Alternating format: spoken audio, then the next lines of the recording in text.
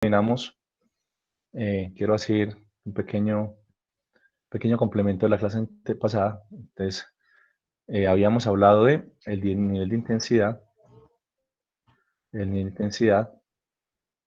y la tarea de leer del libro Umbral del Dolor y Umbral de Audición y Umbral del Dolor.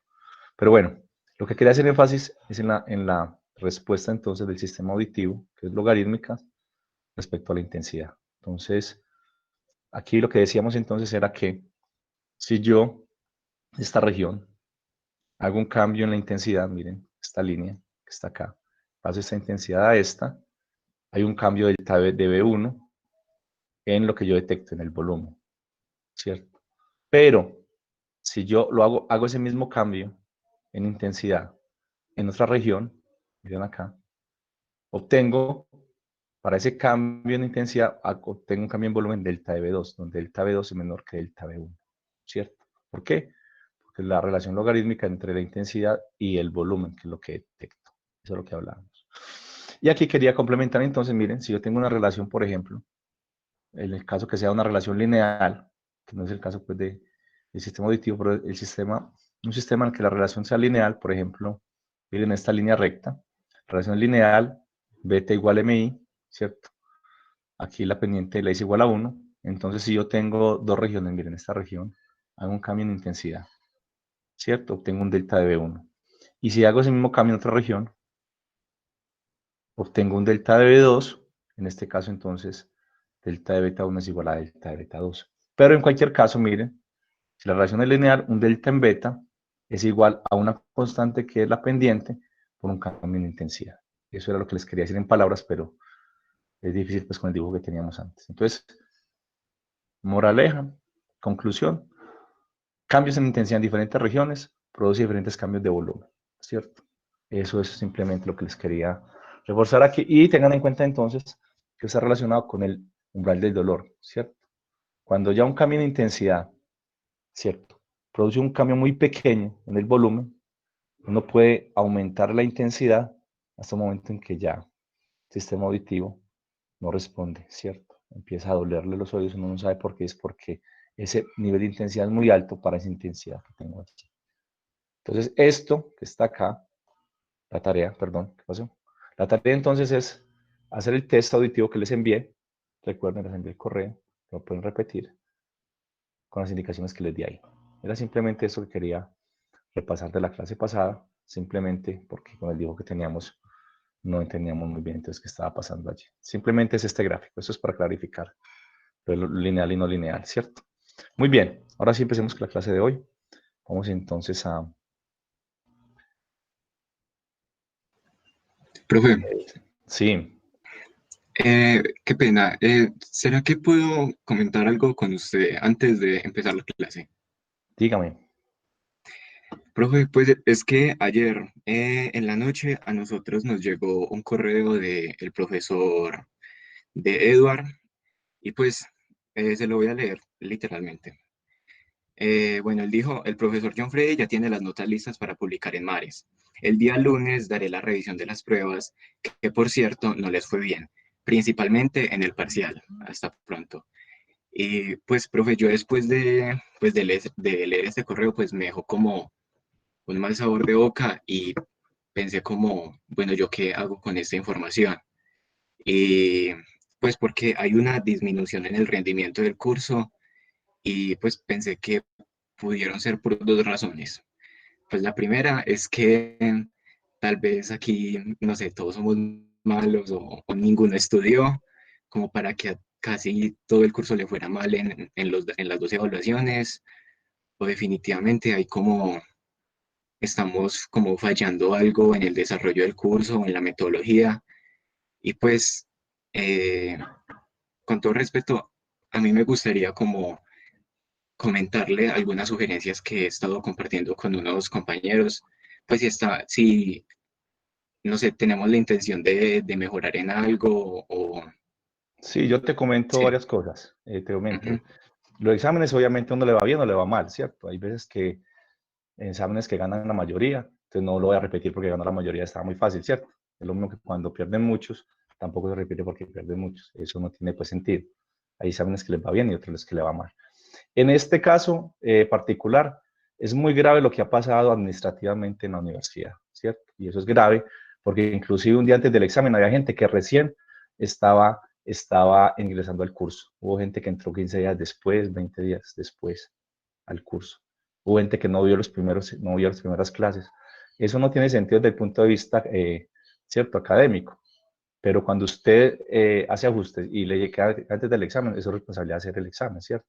Entonces, a esta vez se le sumó ese problema administrativo, que la universidad quiso arrancar el semestre inmediatamente después, ¿cierto? Inmediatamente después, entonces, claro, eso viene un desastre porque hay gente que no dio las primeras clases, entonces eso habla un poco del rendimiento. Hubo gente que sacó 4 y 4,5, por ejemplo. Entonces se nota pues que hubo gente que sí le fue mejor y hubo muchos que algunos les fue mal, algunos porque es que somos 60. Igual, tiene algunos, pero a algunos les fue bien y les fue mal. Eso por un lado, ¿cierto? Eso es normal que hay exámenes que les va peor o mejor, ¿cierto? Entonces, eso es algo normal. Esta vez sí se acentuó, se va a acentuar por dos cosas. Uno, porque la modalidad virtual es obviamente más difícil, por eso la universidad les dijo a ustedes que tienen la opción, ¿cierto?, de hacerlo virtual o luego presencial. Y segundo, una decisión que tomó la vicerrectoría de docencia de empezar a arrancar rápido y de la facultad de empezar a hacer ajustes a destiempo, ¿cierto? A los 15 días, 20 días todavía había gente matriculándose en el curso, ¿cierto? Entonces esos problemas administrativos también perjudican el curso, ¿cierto, muchachos? Pero son cosas pues normales, no hay nada pues fuera de lo normal en el curso. Hay parciales que les va muy bien, otros parciales regulares, depende mucho pues como de la dinámica del curso, ¿cierto? Eso no es tan regular, como te digo, hubo gente que es 4,5, 4,7, solo pues que el examen estaba muy trabajable, tenían todas las notas, pues ahora, a diferencia de muchachos de antes, que no tenían las notas, ahora se tiene una ventaja muy grande, es que tienen las notas. Tal vez eso de tener las notas, y se los he dicho varias veces, para que lo tengan en cuenta ahora en adelante, eso de tener las notas puede ser un arma doble filo. Ya algunos me han dicho, no, profe, es que se ponen a buscar, a estudiar, ¿cierto? Se ponen a estudiar, muchos ya me lo han dicho, inclusive han aceptado, a estudiar durante el examen, porque tienen las notas, creen que con las notas solamente, entonces eso a muchos les ha jugado en contra, y algunos me lo han dicho. Entonces, hay muchos factores porque esta modalidad obviamente no es la que ustedes matricularon y tiene esas ventajas y desventajas, ¿cierto? Hay exámenes que ganan muchos, otros ganan pocos como siempre, pero en este caso el arma doble filo de tener las notas también les ha jugado un poco en contra. Y segundo, muchachos, esa decisión administrativa de la universidad de aceptar que ustedes matriculen cuando quieran y como quieran, también les ha jugado en contra, ¿cierto? Porque si usted entra a un curso y ya van 3 semanas, pues ¿qué se puede esperar de los resultados? No, eso pasa en los cursos, muchachos. En todos los cursos de la carrera va a pasar eso. Hay notas muy buenas y notas muy malas. Eso no pasa, pero en este caso particular hay gente de 4,5, 4,7.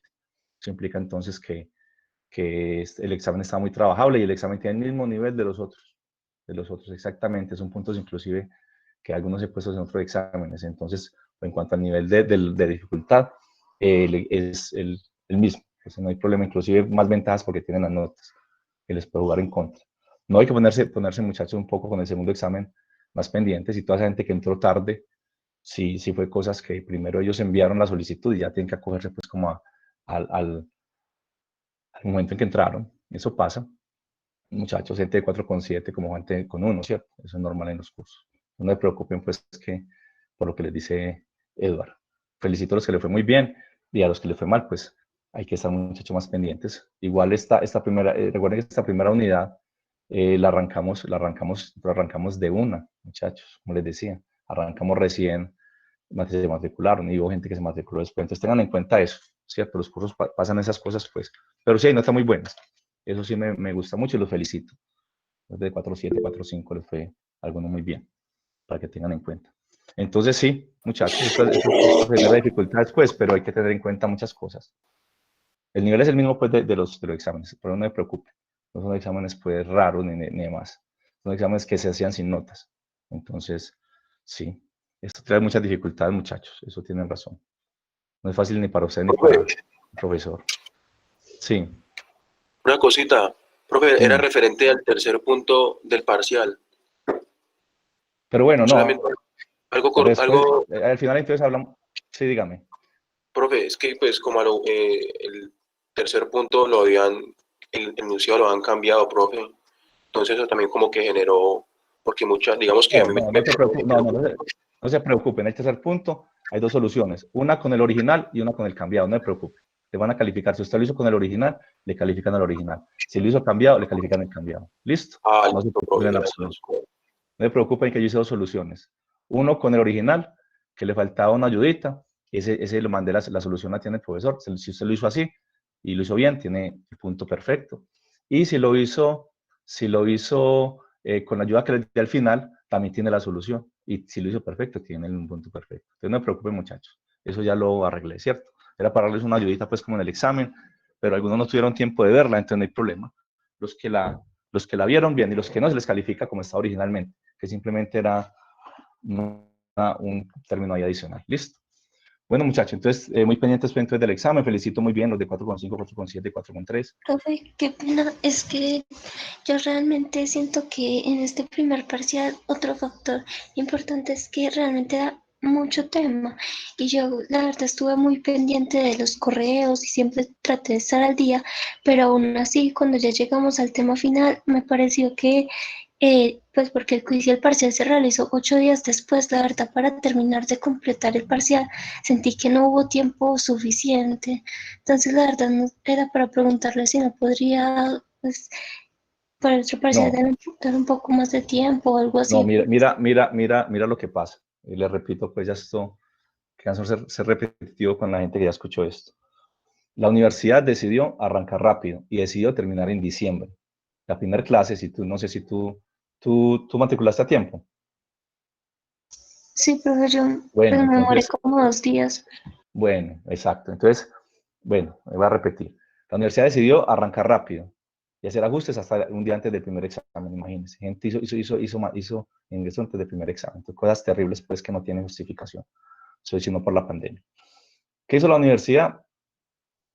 Quería hacer un segundo semestre ahora, aprovechando la pandemia. No sé por qué les dio, porque tenía que terminar en diciembre. Eso ajustó todo. El primer día de clase yo les envié todas las fechas. Y el primer examen estaba muy cerquita. ¿Por qué? Porque la universidad nos obligó, vicerrectoría, a ajustar el calendario hasta diciembre. Y ustedes ese día sabían las fechas, ¿cierto? La última tema de clase, la clase 5. Luego de la clase 5 hubo el último taller, que fue un lunes. Y la clase 6 fue una clase más de ondas, que se evaluó poco, se evaluó solamente una parte en el quiz. Entonces esa parte se vio completa hasta la última clase y se vio el último taller, ¿cierto? ¿Por qué? Porque se ajustó. Ahora ese segundo examen, dime tú cuánto es el segundo examen. Me estás diciendo que lo ves muy apretado. 20 de octubre. ¿Cuándo? El 15 de 20, octubre. El 20 de ¿Cuándo? octubre. el 20 de octubre. Próximo examen 20 de octubre. ¿Seguro? A ver, yo miro. Sí, acabo de mirar el calendario. Acá. Eso es. Talleres, espera, lista de estudiantes, primer correo. Fechas, clase a clase. Espero yo miro acá, muchachos. El segundo, exacto. El segundo es 19 y 20 de octubre. Si ven, casi dentro de un mes. Pues hay mucho tiempo para estudiar. El más apretado fue el primero por el calendario de la universidad. Pero siempre pasa pues con el primer examen. Es similar, o sea que tampoco es, o sea, lo que yo estoy diciendo es que las fechas y temas y eso, muchos casos son exactamente iguales. Lo que cambia pues es la modalidad y el desastre que hubo con este tema de las matrículas. Entonces, como les digo, si hubo gente que le fue muy bien y gente que le fue muy mal. Eso no se preocupen, como les digo. Estamos en estas condiciones, todos sufriendo. Yo para ajustar el calendario y ustedes también para cumplirlo. Somos víctimas de este tema de la pandemia y de las decisiones de la universidad. Ahí sin nada que hacer, la universidad quería acogerlo a todo el mundo y avanzar rápido. Eso tiene unos costos para los profesores muy graves y para los estudiantes peores. Entonces uno no sabe qué es peor, ¿cierto? Así que nos hubieran dado más tiempo, hubiera sido mejor, pero la universidad no quiso. Entonces ahí somos víctimas todos, muchachos, porque vamos a estar el 10 y algo de diciembre por allá haciendo exámenes y luego habilitaciones. Eso es terrible, pues, pero muchachos, nos tocó. Muy bien. Bueno, sigamos un poco entonces con el tema. Ondas en varias dimensiones. Muy bien. Y vamos con una definición que se llama frente de onda. Frente de onda.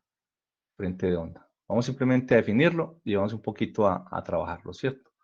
Es la superficie alcanzada por una onda en el mismo instante. O, más técnicamente, la superficie conformada por aquellos puntos en los que el campo está en fase. Eso vamos a trabajarlo entonces en esas dos diapositivas. Pensemos en eso.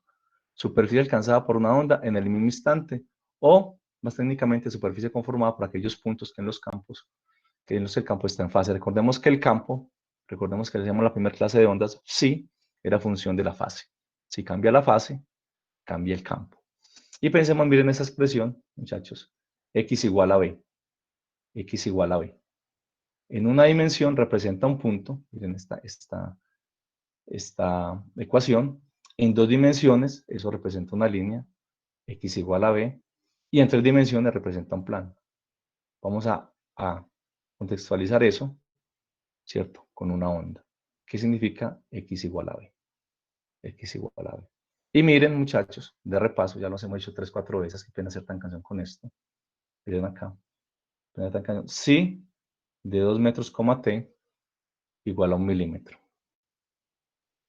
Si de 2 metros, t igual a 1 milímetro. Significa que los puntos con posición de equilibrio, recuerden, que es esta variable x, posición de equilibrio, ¿cierto?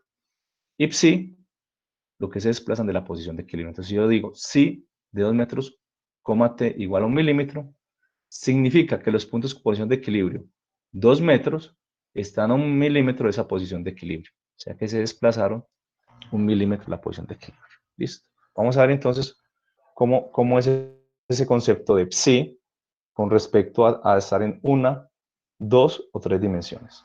Vamos a pensar en eso. Vamos a pensar en qué significa ese psi en un caso particular.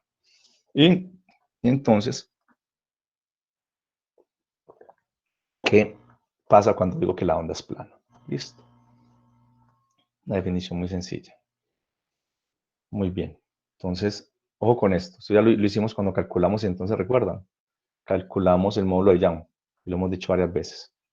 Esta variable es posición de equilibrio y esto es lo que se desplaza a la posición de equilibrio. Esto no es nada nuevo. Esta definición simplemente quiero que la repasemos para que no se nos olvide. Miren acá. Entonces, si de 2 metros igual a 1 milímetro, miren, una dimensión, variable x, ¿cierto? La variable es x. X y x. Una partícula, que esa posición de equilibrio es 2 metros, y en ese tiempo t, ¿está dónde? Sí vale 1 milímetro. Eso es un punto, ¿cierto? Y miren acá, en este caso estamos hablando de una línea, como si esta línea estuviera llena de partículas, miren.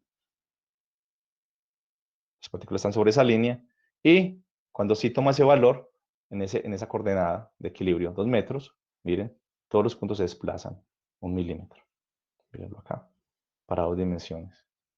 ¿Cierto? Y análogamente, miren, tres dimensiones, estamos diciendo psi de 2 metros, la posición en x de esas partículas es 2 metros, todas las que están en la posición 2 metros, miren, esta, que están sobre este plano, en ese tiempo se han desplazado 1 milímetro.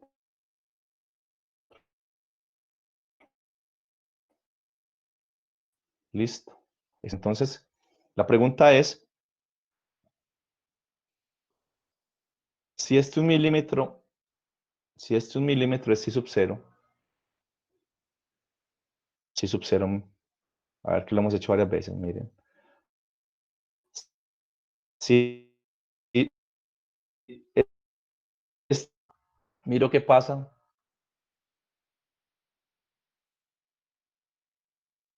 con las partículas.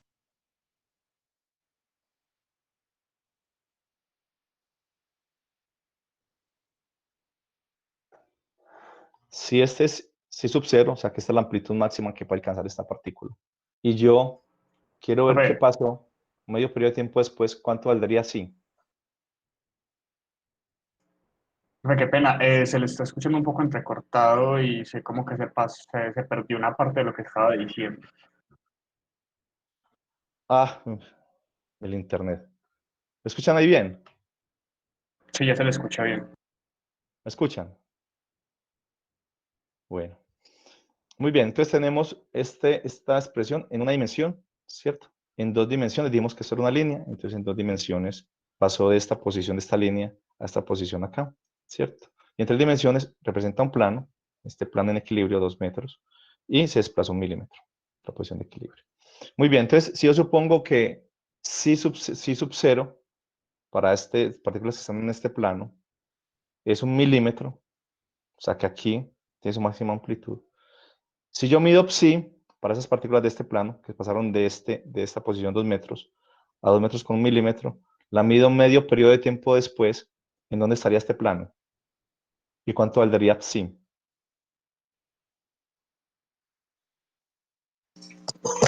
Estaría a menos 1 milímetro. Exacto, excelente, miren. Está a 1 milímetro si sub 0, ¿cierto? Para volver a si sub 0 que necesita un periodo, o sea, volver al equilibrio, devolverse hasta el mínimo menos si sub 0 y volver. Pero si es medio periodo, entonces pasa por el equilibrio y va al mínimo. Entonces sería menos I sub 0. ¿Qué pasa con estas partículas entonces de este plano? Están oscilando alrededor de ¿quién? Del punto de equilibrio que es ¿qué? 2 metros. Entonces este plano, las partículas siempre están sobre un plano, ¿cierto? Y se están moviendo entre menos I sub 0 y I sub 0. Cuando eso ocurre, pues decimos que la onda es ¿qué? Plana, porque la perturbación siempre está ¿dónde? Partículas perturbadas siempre están en un plano. Exacto, eso es. Muy bien, eso lo habíamos visto cuando estábamos estudiando periodicidades y demás. Muy bien por la respuesta ahí. Muy bien, entonces miren que tengo una superficie entonces. Siempre las partículas que están perturbadas están sobre un plano y están oscilando, entonces el plano está oscilando alrededor del punto de equilibrio. Y en ese caso decimos que la onda es plana.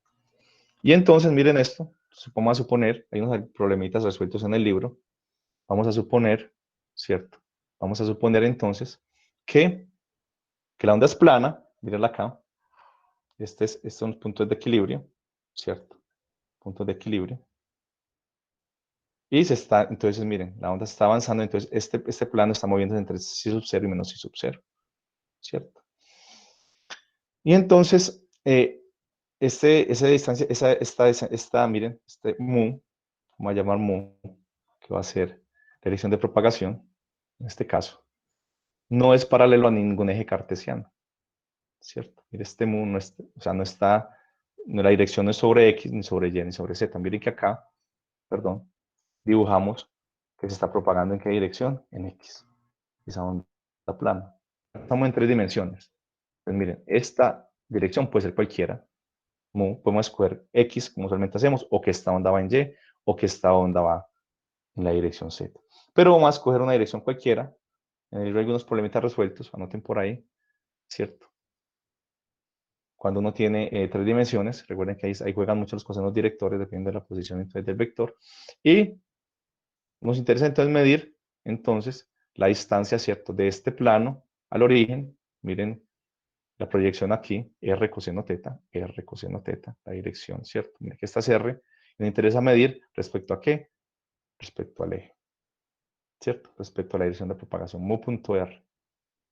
R coseno alfa, R coseno alfa, que es esta proyección, será entonces mu.r.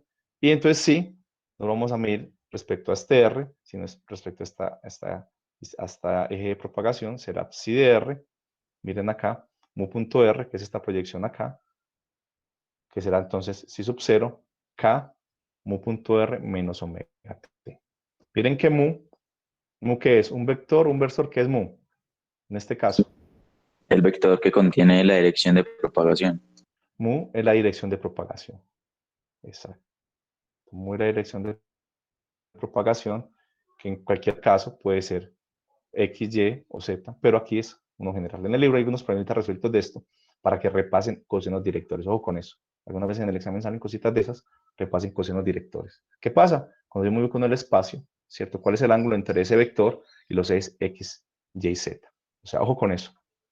Ojo con eso. Y mu entonces va a ser la dirección, va a definir la dirección de propagación de la onda, que puede ser en cualquier dirección, ¿cierto? de que estamos trabajando en qué coordenadas, siempre, muchachos. ¿Qué tipo de coordenadas? Siempre. Cartesianos. Cartesianas. Aquí no trabajamos ni con esféricas, ni toroidales, ni bipolares. Más adelante verán los cursos eso. En este curso básico simplemente coordenadas cartesianas, no vamos a enredar con más. Y coordenadas cartesianas es importante entonces construir en el espacio el tema de los coordenados directores. Entonces en el librito noten por ahí los problemas resueltos, que luego ayudará a resolver los problemas propuestos. ¿Listo? Muy bien. Vamos a definir entonces, miren acá, tenemos R y tenemos la nueva componente entonces en todo esto, miren, la nueva componente en esto, ¿cuál es? Psi, seno, ¿cierto? De KR menos omega T. La componente nueva es ¿quién? La U, miren, solamente esta es la nueva componente. ¿Por qué? Porque está propagando en una dirección diferente, dirección cualquiera. Entonces lo nuevo solamente es este mu. Esta es la misma expresión de la onda que hemos tenido siempre. Lo único nuevo es este U, que habla de una dirección cualquiera. Entonces, miren. Es un vector unitario. Exacto. Miren esto. Ajá. Es un vector que habla de la dirección de propagación. Exacto. Entonces, miren que el vector de onda, vamos a definir el vector de onda como este producto. K punto U, K punto U. Listo. Entonces, miren ahí la expresión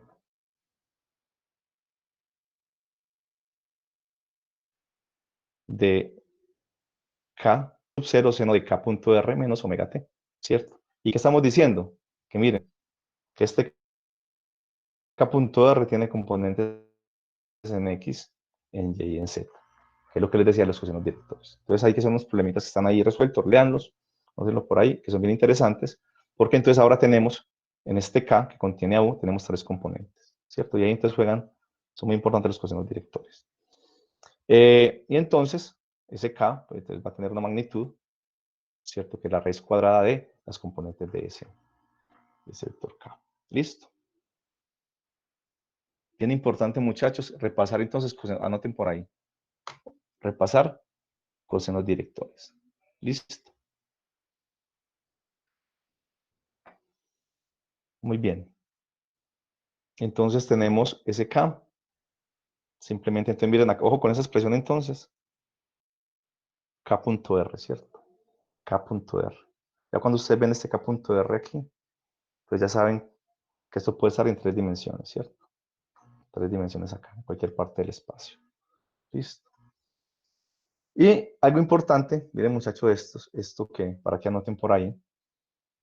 ¿Qué pasa en la onda plana? Miren. La onda plana. En la onda plana, el área, ¿cierto? Este plano, el área en que está contenida la perturbación es constante, entonces nosotros habíamos definido la intensidad como la potencia promedio sobre el área.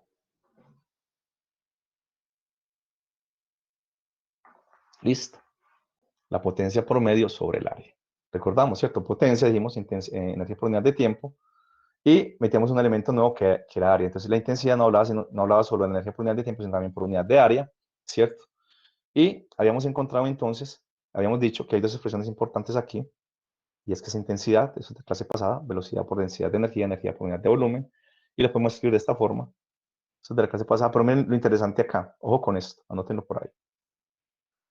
La potencia que trabajaremos en este caso, las fuentes, ¿qué potencia tendrán?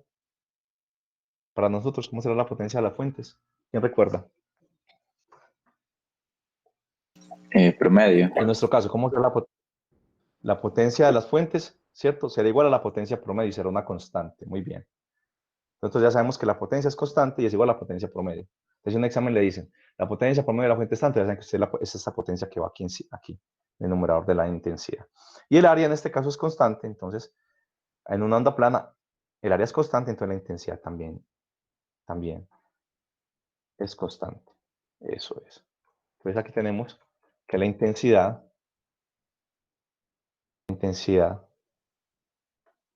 es constante para la onda plana porque la potencia la vamos a tomar constante con la potencia promedio y el área no cambia, porque la onda siempre, la perturbación está en un plano. Eso es de la clase pasada, pero lo tengamos en cuenta. ¿Listo? Y pensamos en lo siguiente entonces. Miren, muchachos, este dibujo. Y este dibujo, a ver si entendimos un poco lo que es onda plana. Vamos a pensar en este dibujo. Miren, muchachos. Miren este R. Me está mostrando una esfera negra. ¿Listo? Pensemos que eso está en 3 dimensiones, ¿cierto? R me está representando la distancia del centro de la esfera a cualquier punto de la esfera. Una esfera que es negra. No un círculo, sino en 3 dimensiones, una esfera. Esta esfera negra, ¿qué me está representando entonces? En nuestro caso.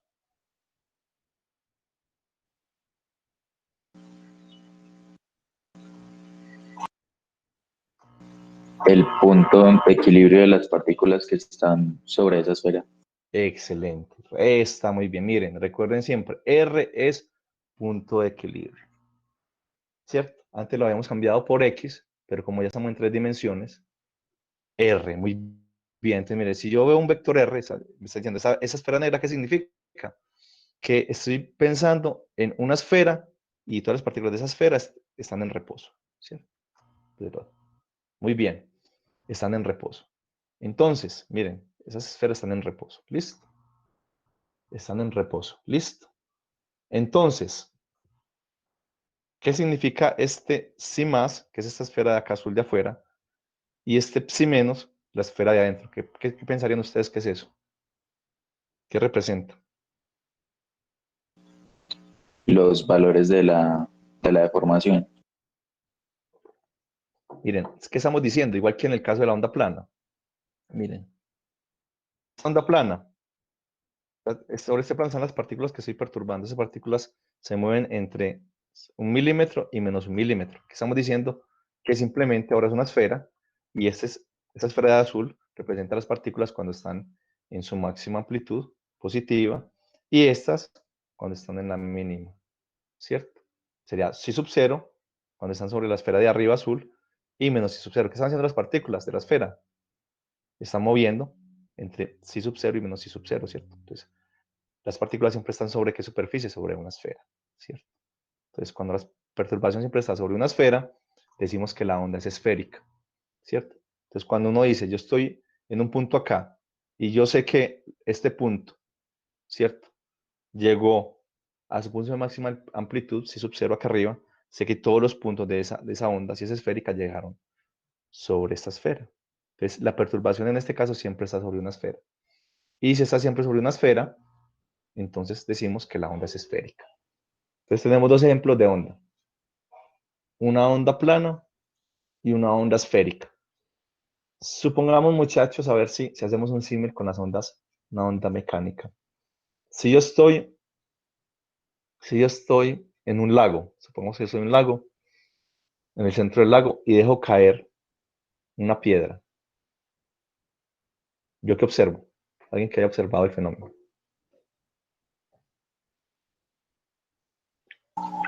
Yo dejo caer La, la piedra. la piedra rompe la tensión superficial del agua y se empieza a propagar esa deformación, esa onda. Entonces tengo entonces una fuente que me genera una perturbación, que es la piedra, ¿cierto? La acción de la gravedad la adquiere, ¿cierto? Una aceleración y cae sobre el medio, que es el agua. Ese medio se perturba, ¿cierto? Se perturba. ¿Y qué es lo que observa uno? ¿Cómo es esa perturbación? Los que la hayan visto. Circular. Uno ve, ¿cierto? Uno si mira desde arriba, ¿cierto? Desde arriba, ve que hay una perturbación que es como un círculo que se va expandiendo, ¿cierto? Círculo que se va expandiendo.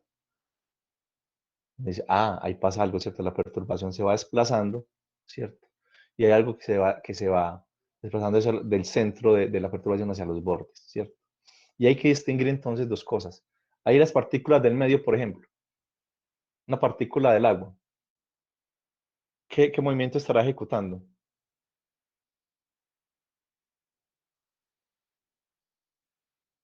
Si yo tiño una de las partículas en el agua, ¿cierto? Una molécula del agua, y miro qué pasa cuando tengo la perturbación, esa partícula que estaría haciendo. Estaría oscilando hacia arriba y hacia abajo. Exacto, si yo miro un plano, cuando el agua está quieta, una partícula estaría haciendo eso, ¿cierto? Estaría entonces oscilando alrededor del punto de equilibrio, ¿cierto? En el caso, ¿cómo es la onda? ¿Transversal o longitudinal? Transversal. Transversal, ¿cierto? Porque la onda va en una dirección y esto es transversal, ¿cierto? Y eso no se puede confundir entonces con las ondas planas y esféricas, ¿cierto?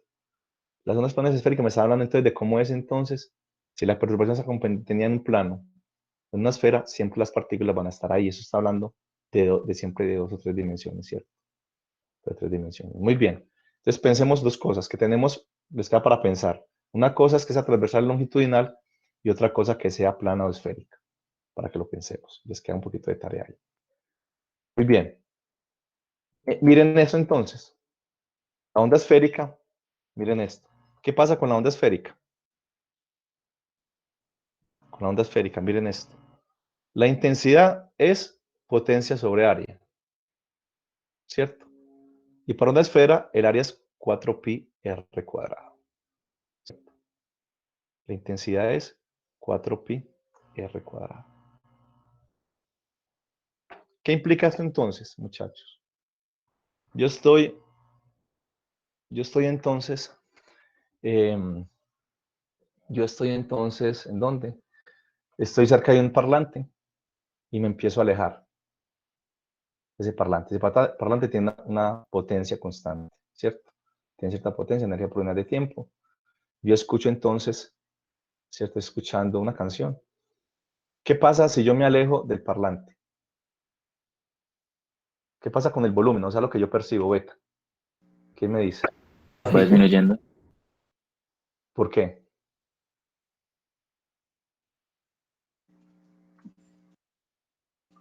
porque la cantidad de energía inicial que está emitiendo el parlante se va dispersando en un volumen mayor de aire. Exacto, miren. Ojo con esto. A medida que yo me alejo, ¿qué cambia aquí en esta ecuación? ¿Aumenta quién? Aumenta R. R, la distancia, ¿cierto? La distancia a la que yo estoy mirando, R. Si aumenta R, ¿quién disminuye quién? I, ¿cierto? Al aumentar la distancia a la que yo decrece I. Y si decrece I, ¿quién decrece también? Si I decrece, debe de crecer también ¿cómo se llama? El nivel de intensidad. El volumen. Recuerden que I y beta están relacionados logarítmicamente. Entonces, si la intensidad decrece por la distancia, entonces beta también decrece. Entonces, mira que se aleja del parlante, uno sabe que si uno mide I cerca del oído, ese I va cambiando ¿cómo? Con 1 sobre R cuadrado. Pero, como lo que detecta uno está mediado por los oídos, ya el volumen también decrece como dependiendo de I, pero logarítmicamente. Entonces, claro, uno se aleja, ¿por qué? Porque cuando uno se aleja, decrece el nivel de intensidad decrece porque la intensidad decrece. Lo que uno siente, o sea, el nivel de intensidad, depende de la intensidad. Y crece como 1 sobre R cuadrado. Entonces, eso pasa en la onda esférica, ¿cierto? Y miren, este caso bien interesante, muy interesante, que los haremos luego también. Miren, ¿qué pasa, muchachos, si yo tengo una onda esférica, ¿cierto? Soy por acá entonces, ¿cierto?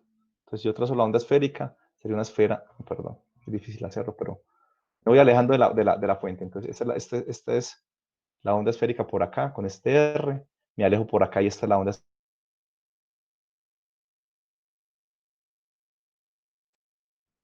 Esta fuente de ondas, me alejo de fuente, es mucho esta fuente de ondas, y miro una región limitada del espacio, por ejemplo, de acá a acá, de acá a acá. Entonces yo me alejo, cada vez entonces R es mayor, son esferas cada vez más grandes, mucho más grandes, de radio más grandes. Si yo estoy muy lejos, este frente de onda esférico lo puedo ver como un frente de onda común, Plano. plano, ojo con eso, lo hacen. Solo no está en geometría, pero aquí lo que es bien importante. Si yo empiezo a crecer este R, hago esferas cada vez más grandes, este R se vuelve plano. Entonces, una onda esférica, cuando soy muy alejada de la fuente, la podemos considerar como una onda plana, ¿cierto? Como una onda plana. Eso es bien importante, ¿cierto? Lo veremos luego cuando hablemos de espejos. Un espejo cuando R es muy grande es un espejo plano. Muy bien, entonces simplemente, en ese caso podemos igualar, ¿cierto?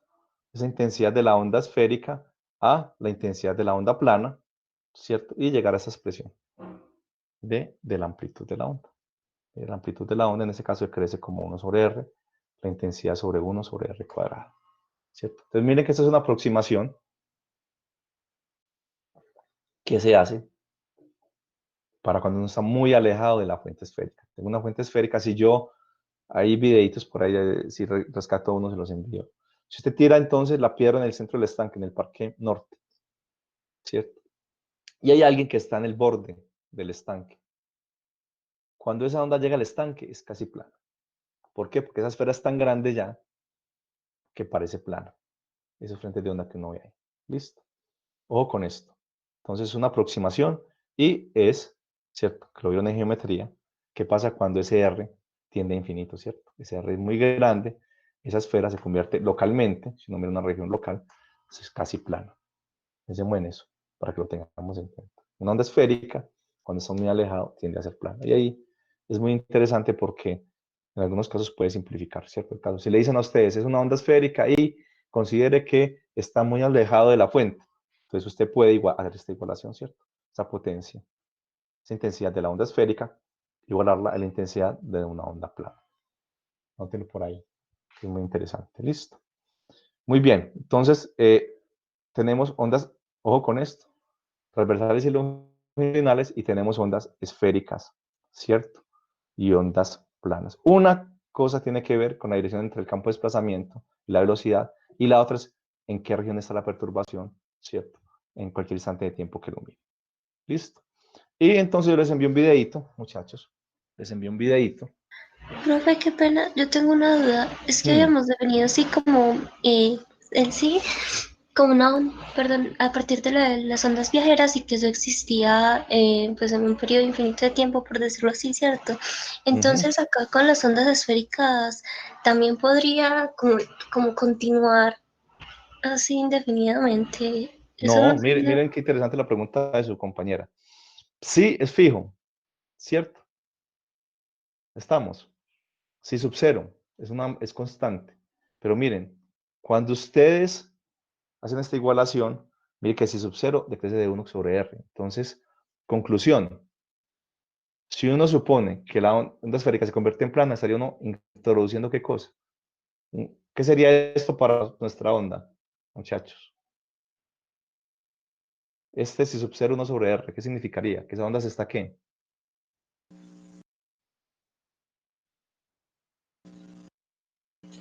Está cambiando, su amplitud va Está disminuyendo. decreciendo la amplitud. Entonces, hacer la igualación de una onda plana, una esférica a una plana, estamos introduciendo como es un amortiguamiento que crece de 1 sobre R. Muy bien por la observación.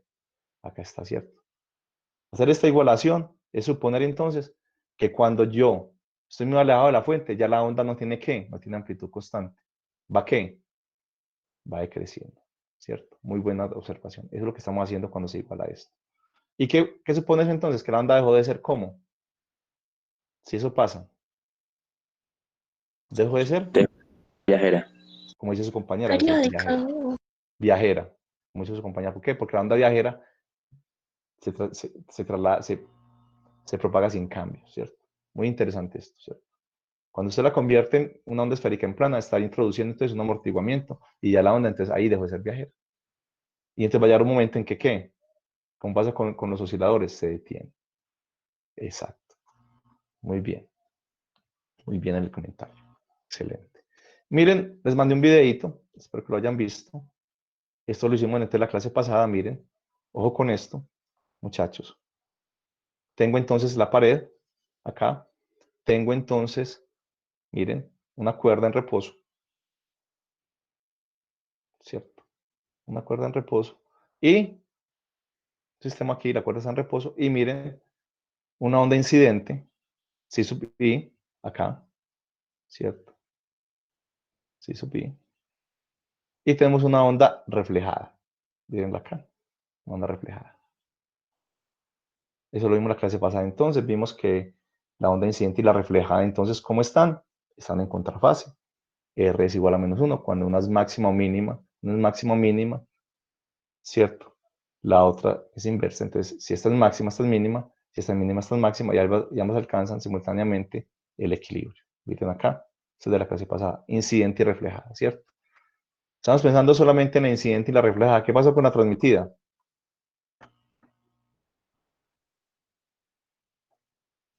Se desprecia. ¿Qué pasó en este caso con la transmitida? Lo hicimos en la clase pasada.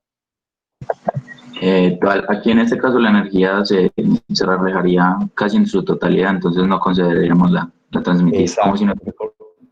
Joven, muy bien. Clase pasada. Mu sub 2 mucho mayor que mu sub 1, ¿cierto? La transmitida es despreciable respecto a la reflejada. La reflejada es casi igual a la incidente. Miren, R-1 implica que si sub 0R menos si sub 0 y magnitud, la amplitud de la reflejada es igual a la amplitud de la incidente y la transmitida es insignificante. Lo vimos entonces en la clase pasada. Entonces tenemos la incidente con más, que va a la izquierda, y la reflejada con menos, que va a la derecha. De la clase pasada, ecuaciones 1 y 2. Y mire, lo que vamos a hacer, como R es -1, lo hicimos en la clase pasada, vamos a reemplazar entonces, miren, entonces si sub 0R menos si sub 0I. Entonces miren, tenemos si sub 0I y vamos a trabajar sobre si sub 0R. Si sub 0R, mírenlo acá, va a ser entonces menos si sub 0i, reemplazando la 3, seno de omega t menos kx, ¿cierto? Y este menos, ya ustedes lo habrán repasado bastante, este menos lo voy a meter al argumento del seno y entra como más o menos pi, ¿cierto? ¿Ustedes creen que para qué estoy metiendo este menos en el argumento del seno? Para obtener la ecuación 4. Si han repasado lo que les he dicho de fase, contrafase y cuadratura. ¿Por qué razón creen ustedes que estoy haciendo eso? Vamos a analizar el desfase. Exacto, miren. Recuerden que el desfase lo definimos como el argumento de la función seno cuando el coeficiente es positivo.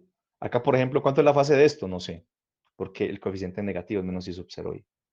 Para poder hallar la fase de esta función phi sub r, ¿qué hicimos? Que el coeficiente sea positivo y tener una función seno. Entonces ya que tenemos la fase, ¿cuál sería entonces la fase, la fase de phi sub r? ¿Qué me dice? ¿Cuál es la fase de phi sub r? Alguien que me diga. De la expresión 4, diferente al compañero que siempre nos colabora. ¿Cuánto es la fase de phi sub r? Pero pues el argumento que está al lado derecho. Exacto. No tengo Omega t menos k, que más o menos pi. Argumento de la función seno cuando si sub 0 y cuando el coeficiente es positivo. Aquí no sabemos todavía por qué este menos está acá. Muy bien, entonces tenemos si sub i, ¿cierto? Y si sub r, teniendo en cuenta que r es -1, nos da, miren, aquí la fase es omega t más kx y aquí es omega t menos kx más o menos pi. La expresión 4. ¿Listo? Esto entonces es de la clase pasada, pero vamos a hacer algo diferente. Esto es de la clase pasada todo, pero vamos a hacer algo diferente. Miren esto, muchachos. Entonces tenemos la 1 y la 4. La 1 y la 4. Y miren algo bien interesante acá. El principio de superposición para que lo tengamos en cuenta. Ojo. Miren esto, muchachos, para que lo tengamos en cuenta. Miren esa expresión. Tengo si sub 1, si sub 2 y si sub n. Cuando yo escribo esto acá arriba, digo, supongamos que n funciones de onda, n funciones cumple la ecuación de onda. Tengo n funciones phi sub 1 a phi sub n. Yo puedo escribir para cada una de esas phi la ecuación de onda. Miren. Para la 1, para la 2 y para la n. Cuando yo escribo esta expresión, ¿qué estoy suponiendo?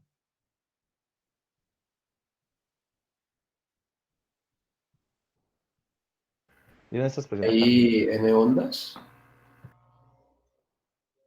Tengo n ondas, tengo n funciones que cumplen la ecuación de onda, de phi sub 1 a phi sub n.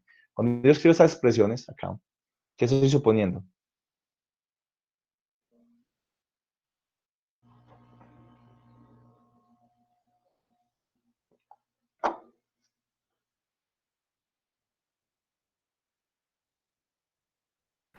que son iguales. ¿Son iguales quiénes?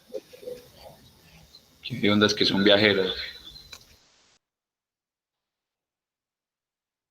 Si cumple la ecuación de, si una onda, si una función cumple la ecuación de onda, es porque es una onda viajera. O más bien, si yo supongo que la onda es viajera, puedo mostrar que cumple la ecuación de onda, ¿cierto? Entonces, tengo n funciones que cumplen la ecuación de onda. Pero qué más digo yo cuando escribo esta expresión? Ahí se ve rápido. ¿Qué pasa con esas ondas? ¿Dónde se están propagando? En todo el medio. Miren, la velocidad es igual. ¿Qué significa eso? Que todas estas ondas se propagan ¿dónde? En el mismo En medio. el mismo medio, exacto. Entonces tengo ondas que se propagan en el mismo medio. Tengo funciones que cumplen la ecuación de onda, ¿cierto? Y todas tienen la misma velocidad. Entonces lo que hicimos aquí fue sumamos todas estas ondas, lo que le hacía ahí, sumar todas las ondas, la velocidad es constante y la derivada es la misma temporal para todas las ondas y la área espacial es la misma de segundo orden para todas las ondas. Entonces miren lo que dice, lo que dice acá. Suponiendo que todas estas funciones están en el mismo medio, todas esas funciones de onda están en el mismo medio, sí, es la función resultante de la suma de n funciones, la anterior ecuación se escribe como decir que si n funciones cumple la ecuación de onda, la suma también cumple la ecuación de onda. Simplemente es eso. Es simplemente, en palabras, es lo que está expresado aquí es, si n funciones cumple la ecuación de onda, ¿cierto? Donde la velocidad en las funciones de onda es la misma, entonces la suma de las funciones también cumple la ecuación de onda. Principio de superposición, ¿cierto? Ojo con eso. Entonces, nosotros demostramos, ¿cierto? Que si tengo una onda viajera, esa onda viajera, entonces cumple la ecuación de onda. Ojo con eso. Y si tengo n funciones que cumplen la ecuación de onda, donde la velocidad es la misma, entonces la suma de esas funciones de onda también cumple la ecuación de onda. Sencillo. Es esta expresión, básicamente, donde psi es la suma de n funciones que cumplen esta ecuación con la misma velocidad. Principio de superposición simplemente, para que lo tengan en cuenta. Listo. Esto es importante para lo que viene. Muy bien. Esto lo tendremos en cuenta más adelante. La conclusión es esa. Entonces, muy bien. Entonces sigamos con la clase anterior. Entonces teníamos, ¿qué decíamos? Que había un incidente y ya se convertía en ¿qué? Esa desaparecía y se convertía en una reflejada y una transmitida. Aquí vamos a pensar en la incidente y la reflejada. Miren acá. Vamos a decir incidente y reflejada. Entonces vamos a sumarlas. Miren muchachos.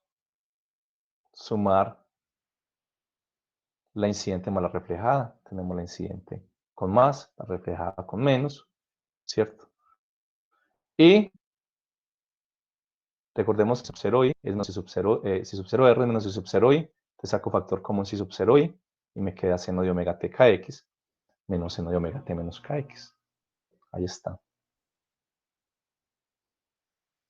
Simplemente reemplazando si sub 0 r. Listo. Estoy sumando esas dos ondas. ¿Qué estoy diciendo entonces ahí? ¿Qué hay ahora diferente a lo que hicimos la clase pasada? ¿Quién me dice?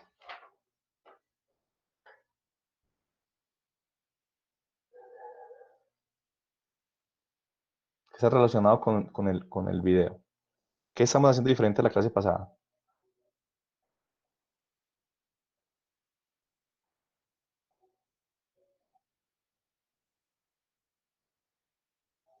La clase pasada suponíamos que la onda incidente, miren, generaba una reflejada y transmitida. Entonces, cuando la onda incidente llegaba a la interfaz y producía esas dos ondas, luego solamente teníamos la reflejada, inicialmente solo la incidente y después solo la reflejada y la transmitida. Ahora estamos pensando qué pasa cuando tengo las dos simultáneamente. Tengo una incidente y una reflejada. Eso es lo que estamos pensando. ¿Qué pasa cuando tengo las dos ondas? Yo tengo una que produzco acá, ¿cierto? Que se va a reflejar y luego acá inmediatamente tengo otra onda incidente. ¿Sí vieron el video, muchachos? ¿Lo vieron? Sí, sí, profe. Eso. Vamos despacio. Entonces pensemos que tenemos simultáneamente las dos ondas, psi sub i y sub r. Y vamos a sumar esas dos ondas. Tenemos simultáneamente. Eso es lo que estamos pensando ahora. La sumamos. Este menos. Y miren entonces, aquí se aplica pues una identidad. Pero lo importante es que miren, que este psi, cuando yo lo sumo, miren lo que se convierte. En un 2 psi sub 0 i seno de kx por coseno de omega t. ¿Listo? Pasamos de esto lo repasan luego, pero miren lo importante acá, para que no nos dispersemos con esta parte. Sí, que es la suma de dos ondas que son como, esas dos ondas son como. ¿Quién me dice? Pues estoy sumando. ¿Cómo son esas ondas que Son estoy sumando acá? son viajeras y Viajeras y armónicas. Muy bien, está viajera, fácil. kx menos omega t y armónica porque tienen función seno. Y miren, esa suma lo que me da una función que depende de x por una que depende de t, y esta que depende de x la voy a llamar una función de amplitud. Entonces voy a escribir este psi como un f de x por un coseno de omega t. Listo. Por un x por un coseno de omega t. Y la pregunta del millón, simplemente sumamos esas dos ondas. Estamos suponiendo que tenemos simultáneamente las ondas reflejada e incidente y las estamos sumando. ¿Y ustedes qué raro le ven entonces a esta expresión de psi? ¿Quién me dice? ¿Cierto? Y la pendencia temporal, miren acá, es coseno, está solita. ¿Esta es una onda viajera? Sí. No. Miren qué interesante. La suma de dos ondas viajeras, como estas particulares, no es una onda viajera. ¿Por qué? Porque no es función de kx menos omega t. Mire que kx está parte de omega t. Y la amplitud va a depender de la posición.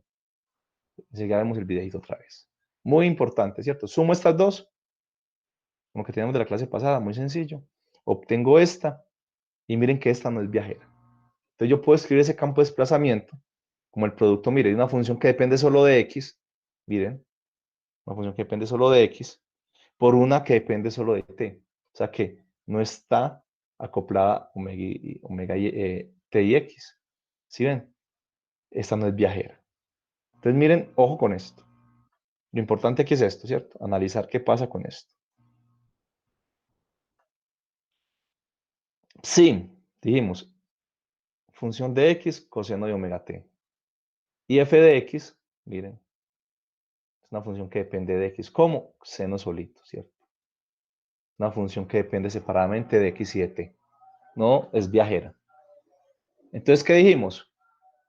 Aunque es la superposición, la suma de dos ondas viajeras, psi sub b y psi sub r, miren. ¿Esa es función de quién? De x más b por t. Y psi sub r es función de x menos b por t. Estaba a la derecha y estaba a la izquierda. No es una onda viajera porque no es función de x más o menos b por t. Eso fue lo primero que se dieron cuenta. No es viajera, ¿por qué? Depende de x por t. Y además, no es viajera, ¿por qué? Porque la amplitud cambia con x, como dice su compañera. ¿Listo? Miren esto. Yo tengo una onda viajera en una cuerda, punto 2. Una onda viajera, listo, en una cuerda. Y me dicen, es una onda, esa onda viajera tiene como amplitud psi sub 0, listo. Tengo una onda viajera y la amplitud es psi sub 0, listo. En una cuerda, onda viajera. Si yo me paro en diferentes puntos de la cuerda, listo, diferentes puntos de la cuerda, y mido la amplitud en esos puntos diferentes de la cuerda. En cada punto que mida, ¿cuánto valdrá la amplitud?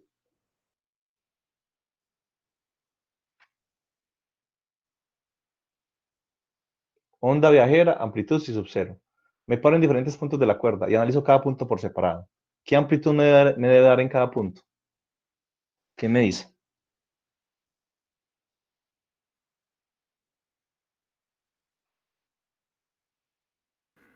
En una cuerda normal, Tengo una cuerda y tengo una onda de amplitud psi sub 0.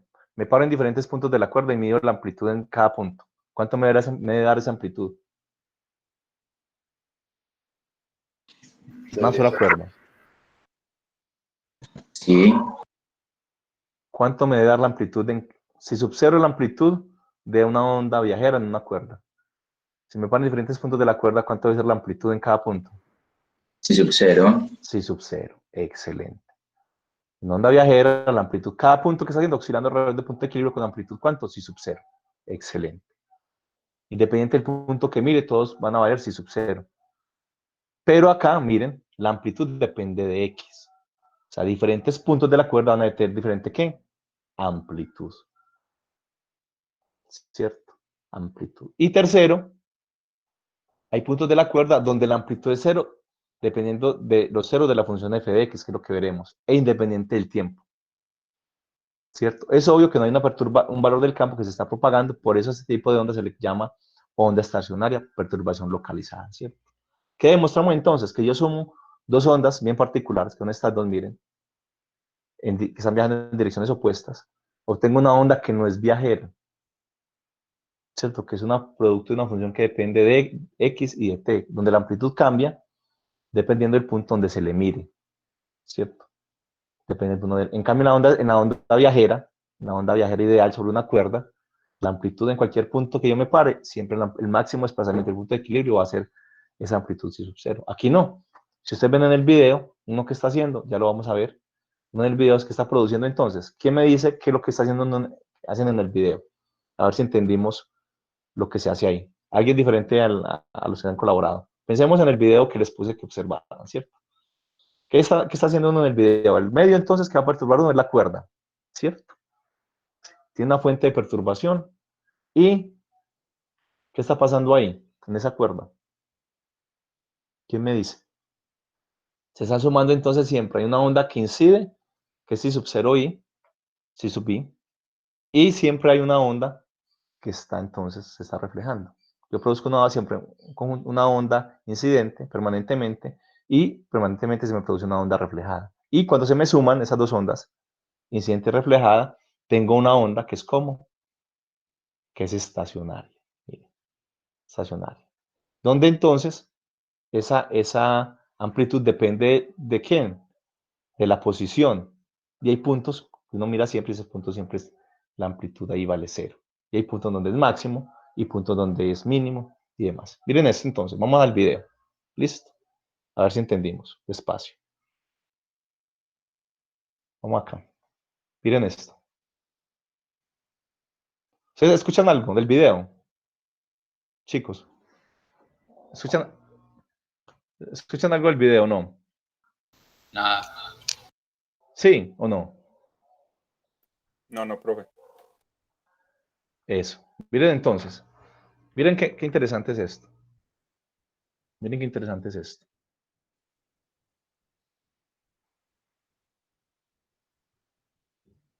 Miren lo que está pasando ahí. Voy despacio.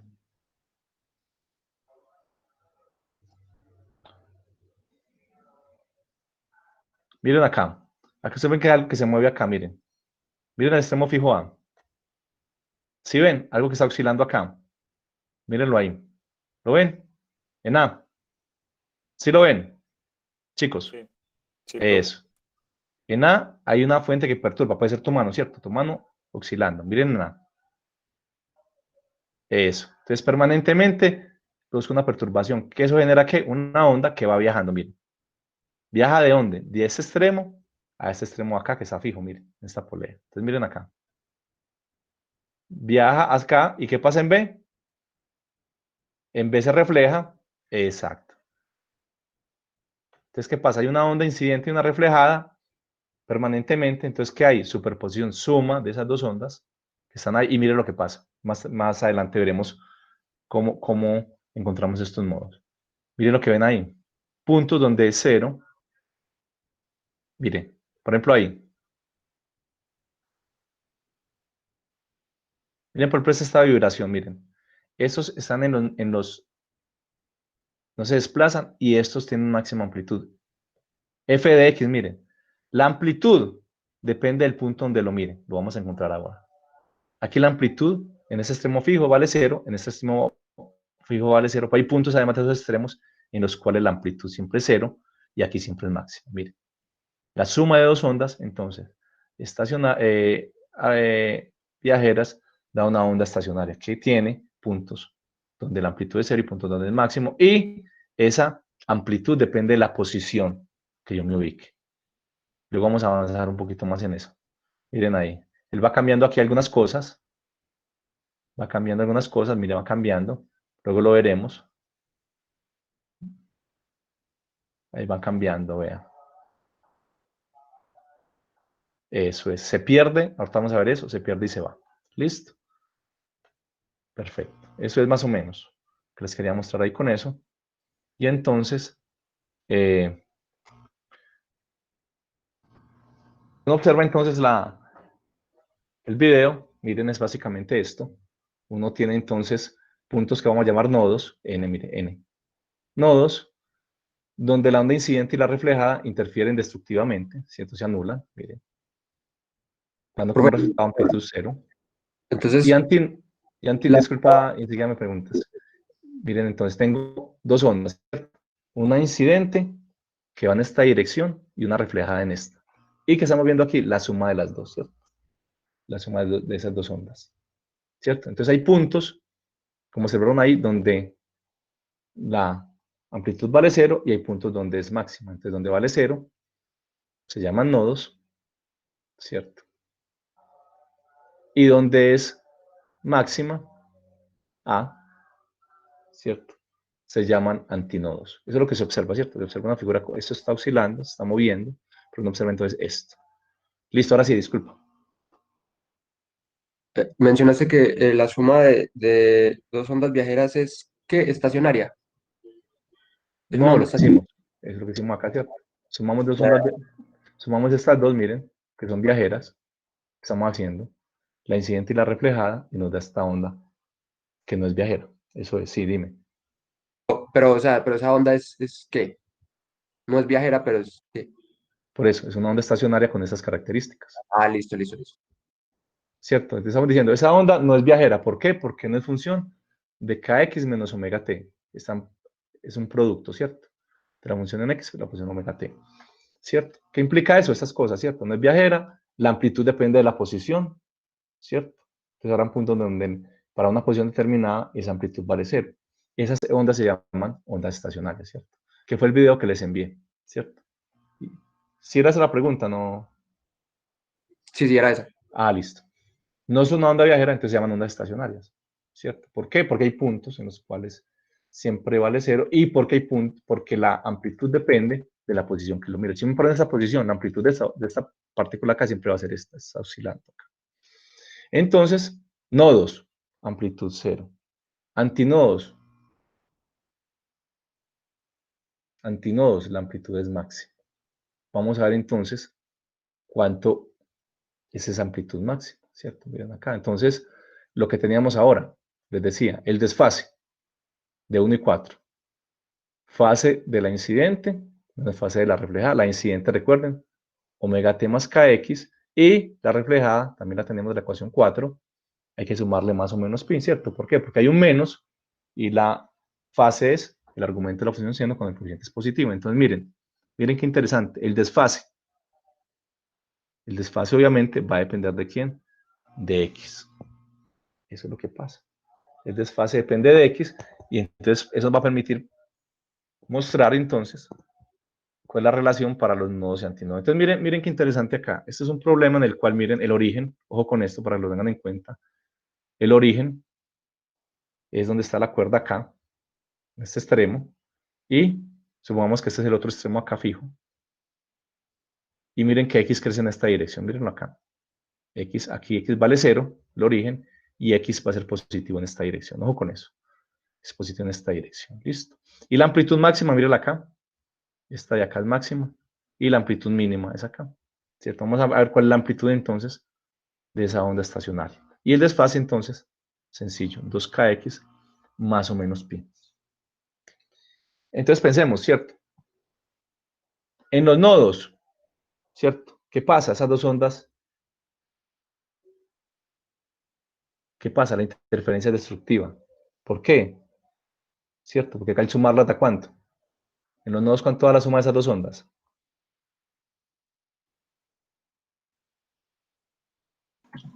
0. 0. Exacto.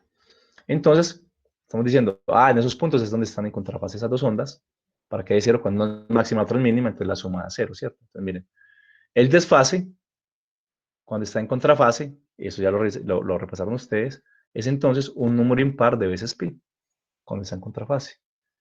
Miren esto, ojo con esto. 2m más 1 por pi, estar en contrafase. Listo.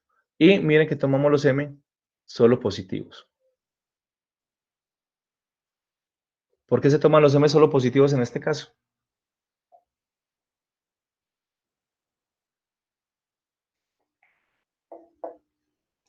Matemáticamente, ¿cierto? Estar en contrafase es cuando el desfase número impar de veces pi. Y este contador m es un 0, más o menos 1, más o menos 2, más o menos 3, ¿cierto? Estrictamente. Aquí escogimos los positivos, ya veremos por qué. Ojo con eso. Matemáticamente este m es 0 o números positivos y negativos enteros. Listo. Estamos. Muchachos. Ojo con eso. Escogimos los positivos. Ustedes ahora me van a decir por qué entonces escogimos los positivos. Listo. Entonces miren esta igualdad. Es un más o menos pi. Y en esta igualdad 2 vamos a escoger el más. Y ustedes van a escoger el menos como tareita. Listo. Da lo mismo, pero me van a decir qué pasa ahí cuando escojo el menos. En un tema de los contadores. Vamos a escoger el más. Y nos queda entonces, mira esta igualdad. Cuando escojo el más. Que k por x es m pi.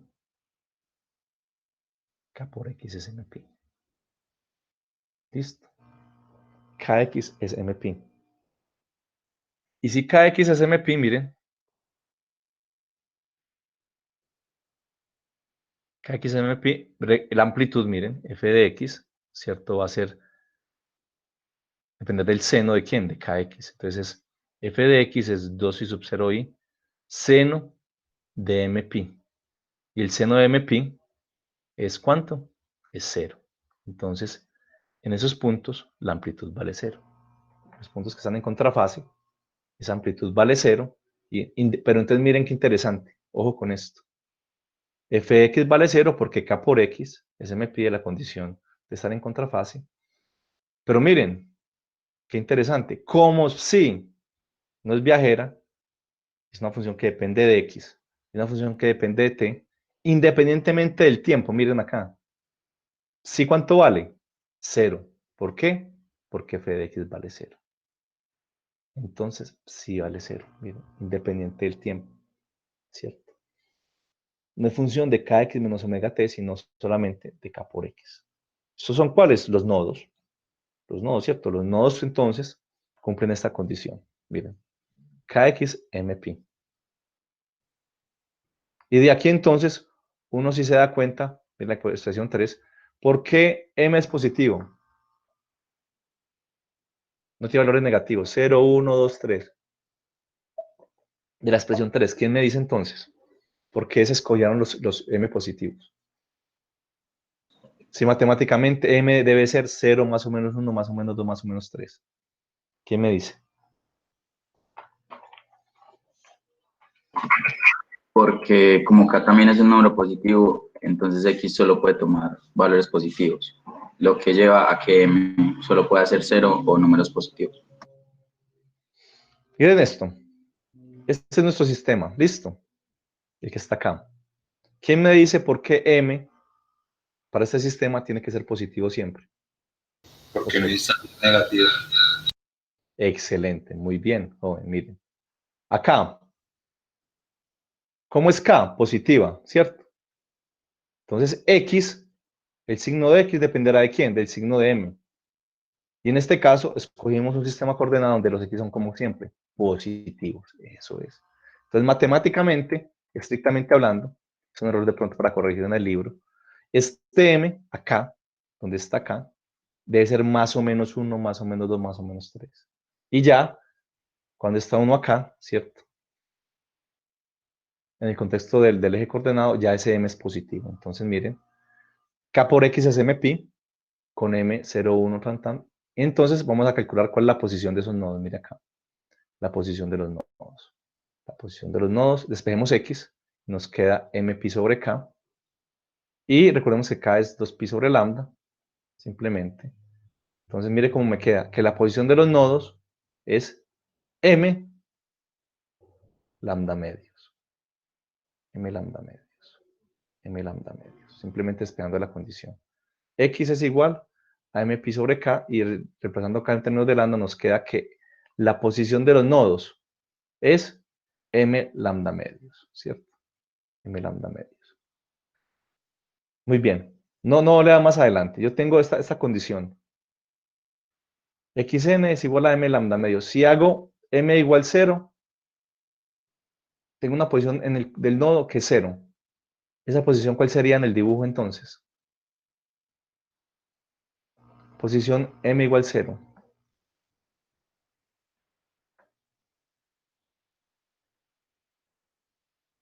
Pues al Xn origen. igual 0, ¿a qué punto correspondería?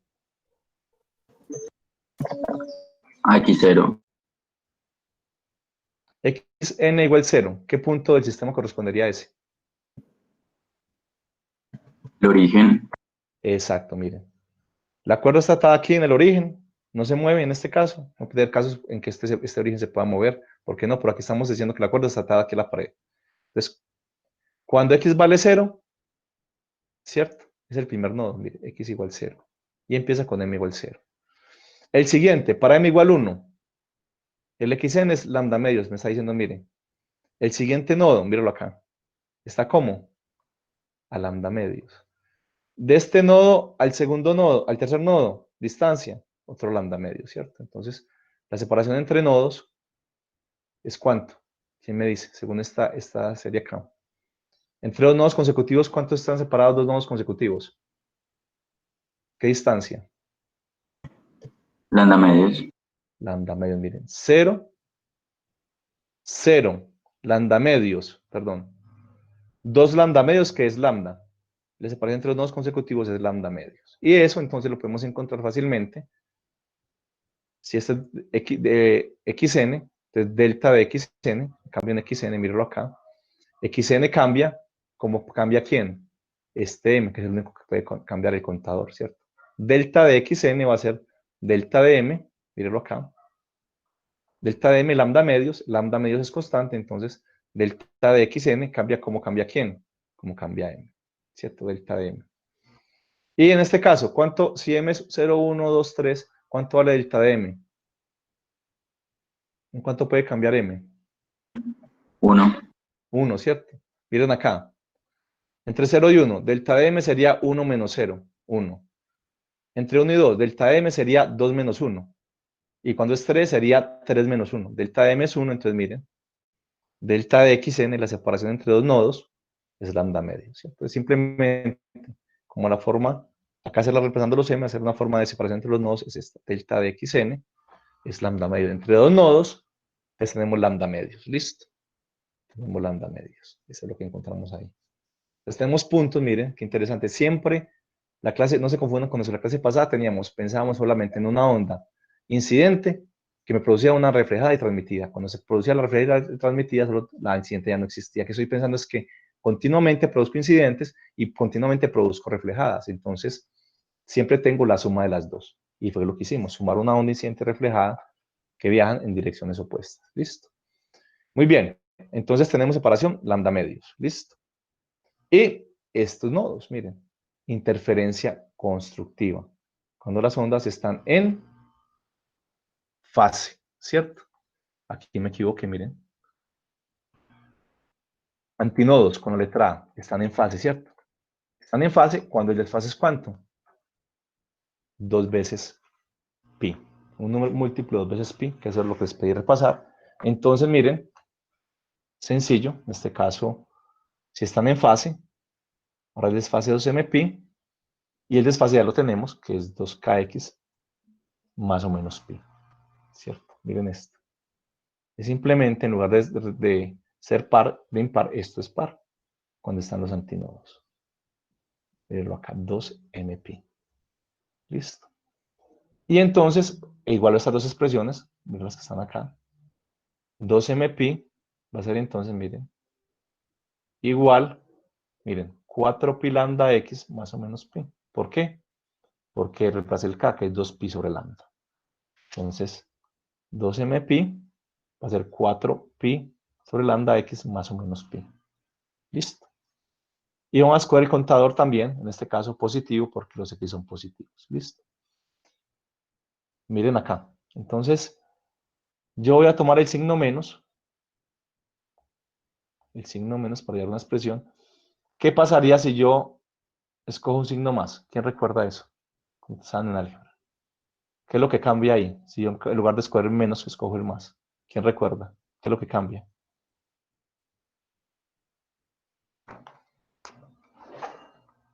¿Quién recuerda, muchachos? Háganlo. Más por menos. A ver qué pasa con ese contador. ¿Cuándo empieza? Listo. Entonces, miren, simplemente igualamos. No vamos a detenernos en eso. Simplemente miren esta expresión de k por x. Kx va a ser como m más un medio de pi medios. La expresión 3. Y ustedes van a decir esta expresión de entre paréntesis.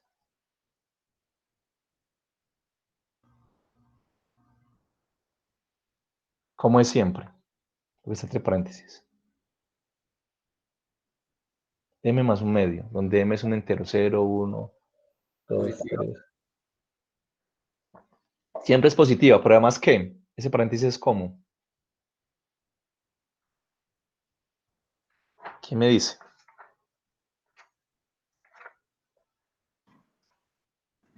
Siempre una fracción. Una fracción, pero fracción, exacto, miren, siempre es como. Miren acá, quiero decir lo siguiente.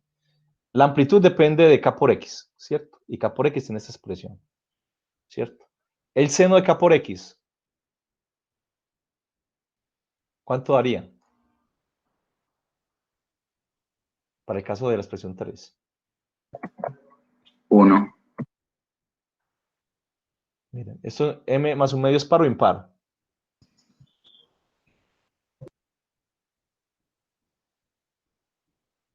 Es un impar sobre 2. Número impar de veces pi medios, entonces el seno es más o menos 1. Miren acá en este caso. Entonces miren, f de x es más o menos 2 si sub 0. Y miren, la amplitud de la onda estacionaria es ¿qué? 2 veces la amplitud de la onda incidente. Miren qué interesante. Aquí f de x es 2 si sub 0. Listo. Porque el seno es más o menos 1 es máximo. Entonces, la amplitud es 2 si sub 0. Y miren entonces lo que hicimos ahora, igualito. De la expresión 3, ahora sí que la 4, que me equivoqué. La 4, miren acá. Quizá x lo voy a escribir en términos de lambda. Me queda m más un medio de lambda medios. Listo.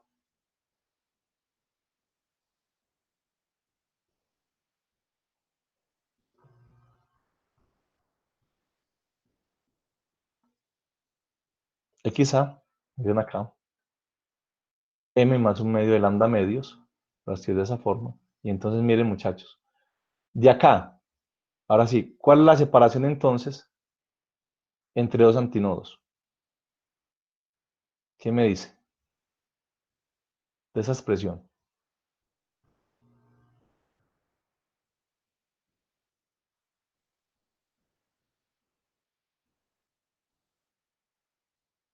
Solo con verla, ¿cierto? Eso es una constante, la lambda media es constante. ¿Cuál es la separación entre antinodos consecutivos según la expresión de acá arriba?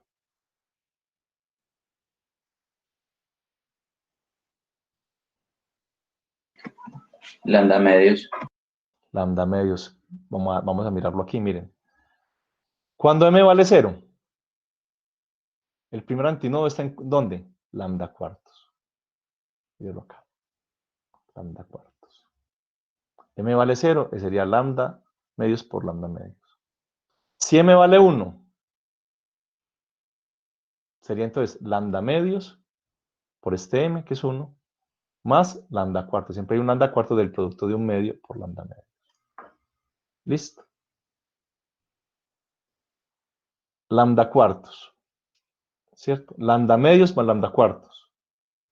Siempre hay un lambda cuarto, lambda cuartos, lambda cuartos, pero cuando m pasa a 2, es lambda 2 por lambda medios, me da lambda. Lambda más lambda cuartos. Luego será entonces 3 lambda medios y siempre lambda cuartos, ¿cierto? Entonces miren, lambda cuartos más lambda medios, lambda cuartos más 2 lambda medios y lambda cuarto más 3 lambda medios. Separación entre dos antinodos va a ser entonces lambda medios. Si yo uso el operador aquí delta acá, delta de x va a ser delta de m por lambda medios, porque si saco el delta de un medio, es una constante, un medio menos un medio, eso da 0. Entonces, la separación entonces entre dos antinodos es también lambda medios, antinodos, igual que los nodos. Entonces, miren lo que dice acá interesante, acá abajo.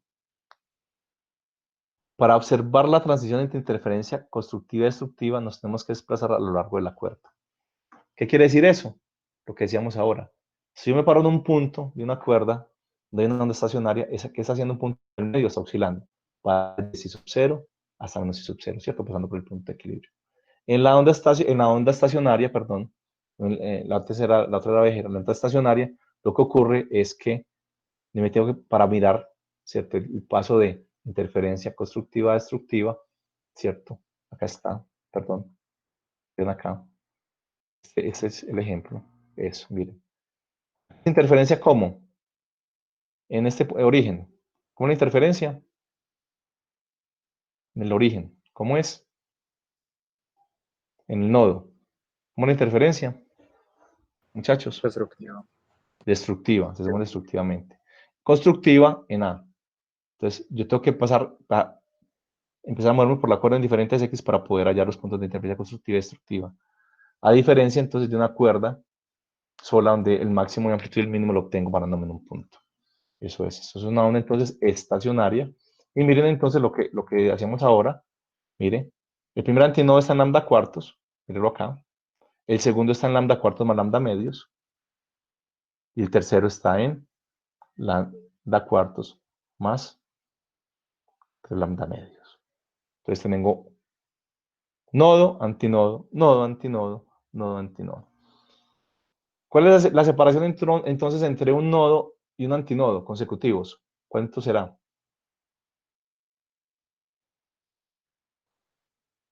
Entre antinodos consecutivos, ¿cuánto será? ¿Qué me dice? Entre un nodo y un antinodo, ¿cuál es la separación entonces? Lambda cuartos. Lambda cuartos, muy bien, miren. Nodo, antinodo, lambda cuartos. Entre dos antinodos, lambda medios, entre dos nodos, lambda medios, excelente. Muy bien. Entonces tenemos nodos y antinodos, que es el video pues, que les pasé. Vuélvanlo a mirar. Y con lo que veremos enseguida, luego van a entender un poco más qué es lo que está haciendo el señor ahí cuando cambia entonces los modos. ¿Listo? Entonces, miren esto. El ejemplo entonces que teníamos allá. Una cuerda finita, ¿cierto? Una cuerda finita. Yo tengo entonces esta cuerda, aquí entonces hay un nodo y aquí hay un nodo, ¿cierto? Y eso es una cuerda de longitud L.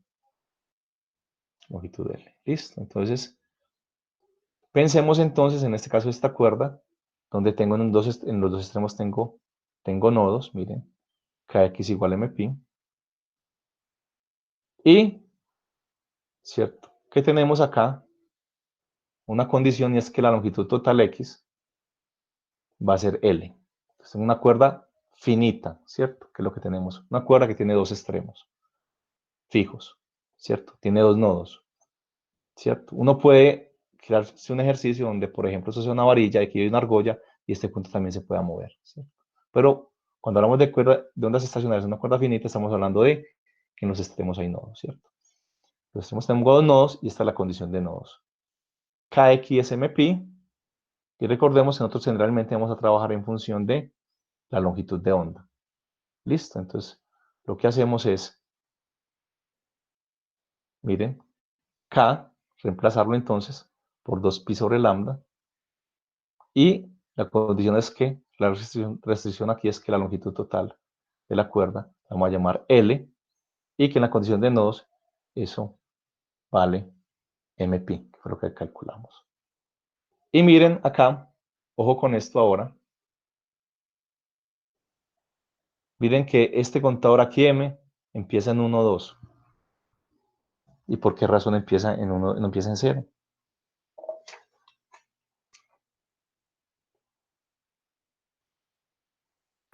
Porque si empezara en cero es como si estuviera quieta la cuerda, o pues, ¿sí me entiende? Como si estuviera totalmente quieto o algo así.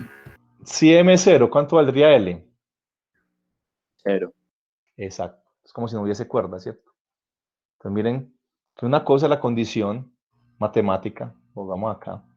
Esa es la condición matemática de este M, ¿cierto?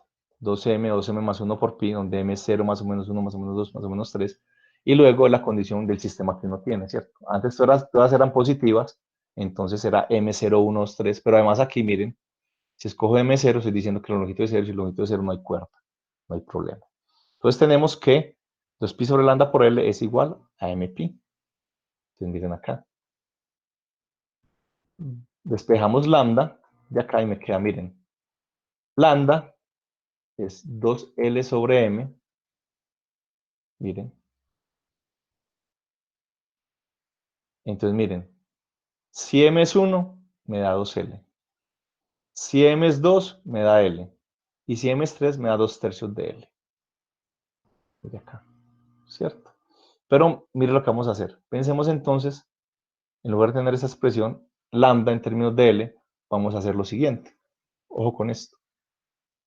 Esto de acá lo vamos a hacer al contrario. L en términos de M. Mire, L es igual a M lambda medios. L igual a M lambda medios. Y vamos a ver qué significa esto de L lambda medios en el contexto de nuestro problema. ¿Listo? De nuestro problema. Miren, miren acá. Yo estoy diciendo, M vale,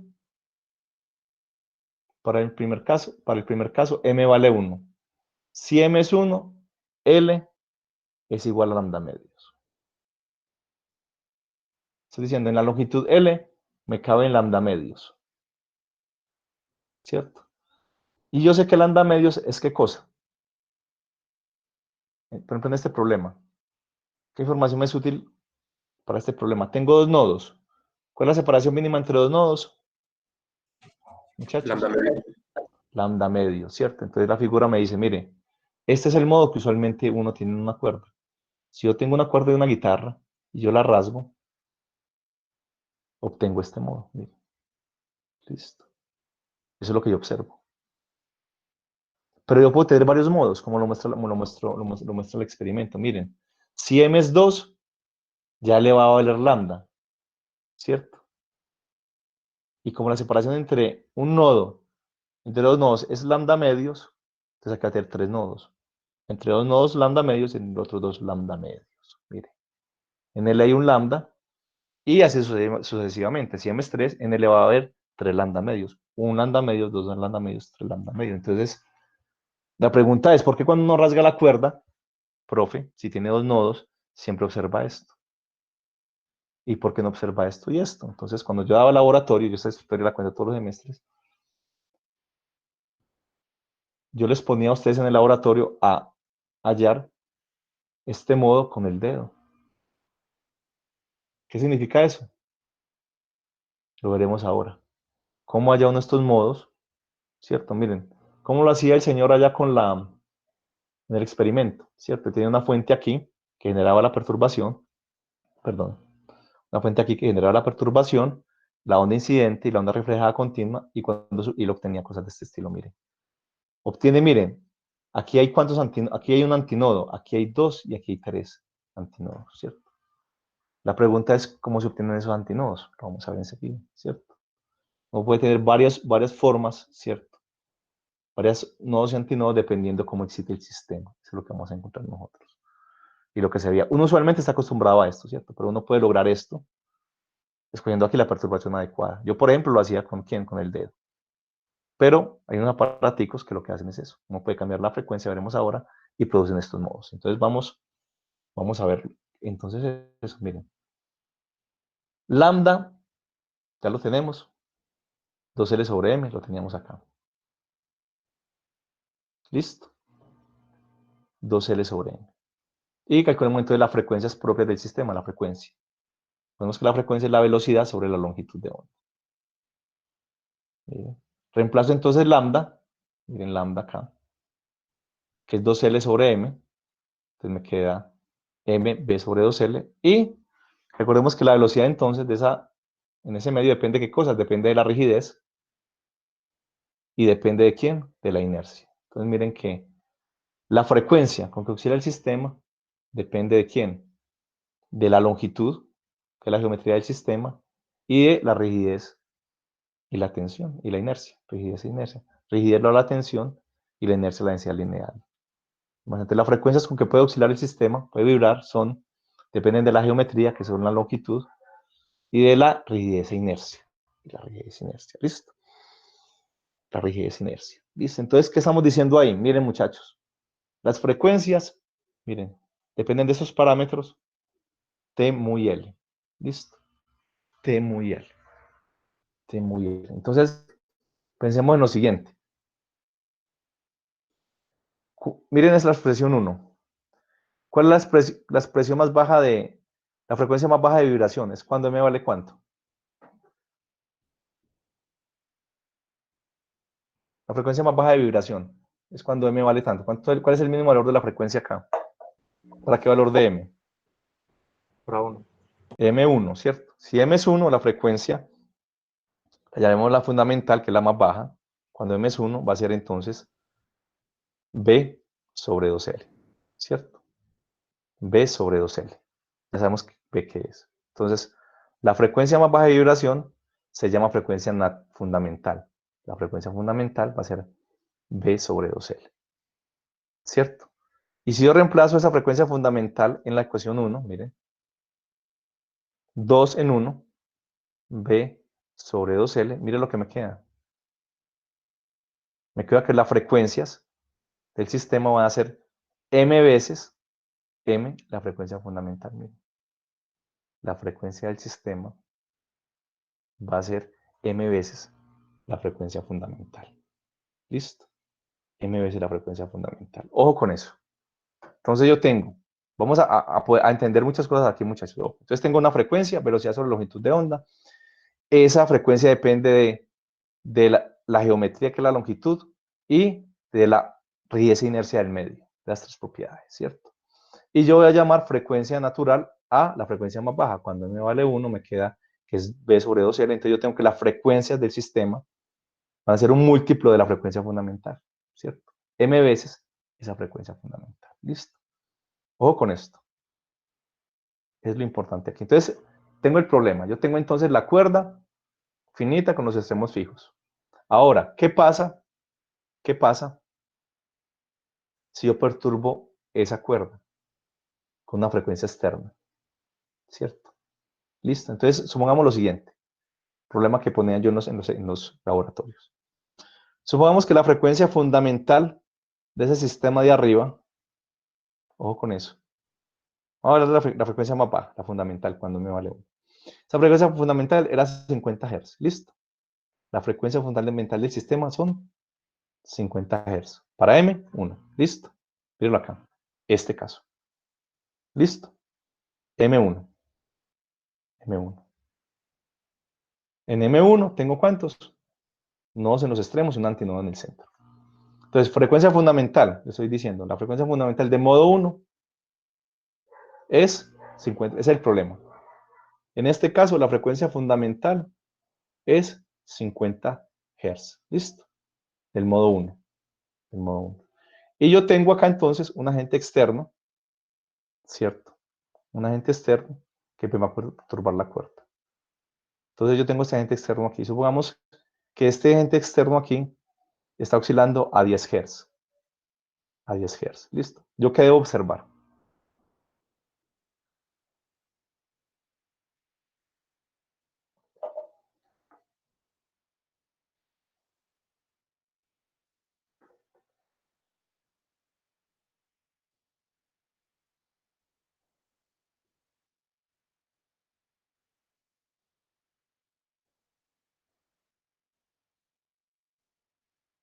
¿Qué debo observar si yo tengo aquí un agente externo que oscila con 10 Hz. O más fácil, el agente externo oscila con 50 Hz. ¿Qué debo observar? Tengo la cuerda en el reposo, ¿listo? Esta cuerda en reposo. Vamos acá. La cuerda en reposo. Y aquí tengo un agente externo, como el que teníamos en el extremo A del video. Y ese agente externo está oscilando con una frecuencia de 50 Hz. Cuerda en reposo, le coloco un agente externo. ¿Qué debo observar yo cuando ese agente externo tiene una frecuencia de 50 Hz? ¿Quién me dice? También debería estar oscilando la cuerda, ¿no? Yo digo, miren, para M1 tengo la primera frecuencia, ¿cierto? La frecuencia para M1, que es la frecuencia fundamental. Yo le digo, yo tengo en este sistema, yo creé el sistema, ¿cierto? Yo tengo una longitud, ¿cierto? Tengo la cuerda tiene esta longitud, tiene una tensión tanta y una densidad lineal de tanto. Entonces, ustedes ya pueden calcular cuánto es la frecuencia fundamental. ¿Listo? Entonces, yo les doy esos datos, T, mu y L. Y ustedes calculan la frecuencia fundamental y les da que es 50 Hz. ¿Listo? Perfecto. Yo sé que para el sistema la frecuencia fundamental es 50 Hz. Para M1 es 50 Hz. ¿Listo? Entonces, yo coloco aquí un agente externo. ¿Qué pasa si ese agente externo tiene una frecuencia de 50 Hz? ¿Yo qué observaría? Si esta está en reposo. La línea está en reposo. ¿Cierto? Yo que observaría que la cuerda está, ¿qué? Oscilando acá, ¿cierto? Eso, esa primera. Esa primera, esa, listo. ¿Qué pasa si yo bajo la frecuencia a 45 Hz? ¿No oscilaría? Sí, oscilaría, pero no haríamos un antinodo justo en la mitad de la longitud. Muy bien, ahí viene la pregunta, ¿cierto? Miren, ¿qué es resonancia? ¿Recuerdan? Hablando de resonancia, miren, resonancias se da cuando la frecuencia del agente externo coincide con quién. ¿Es cercano a qué?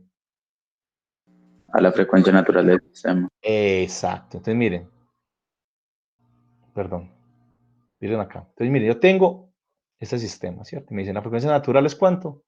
50 Hz.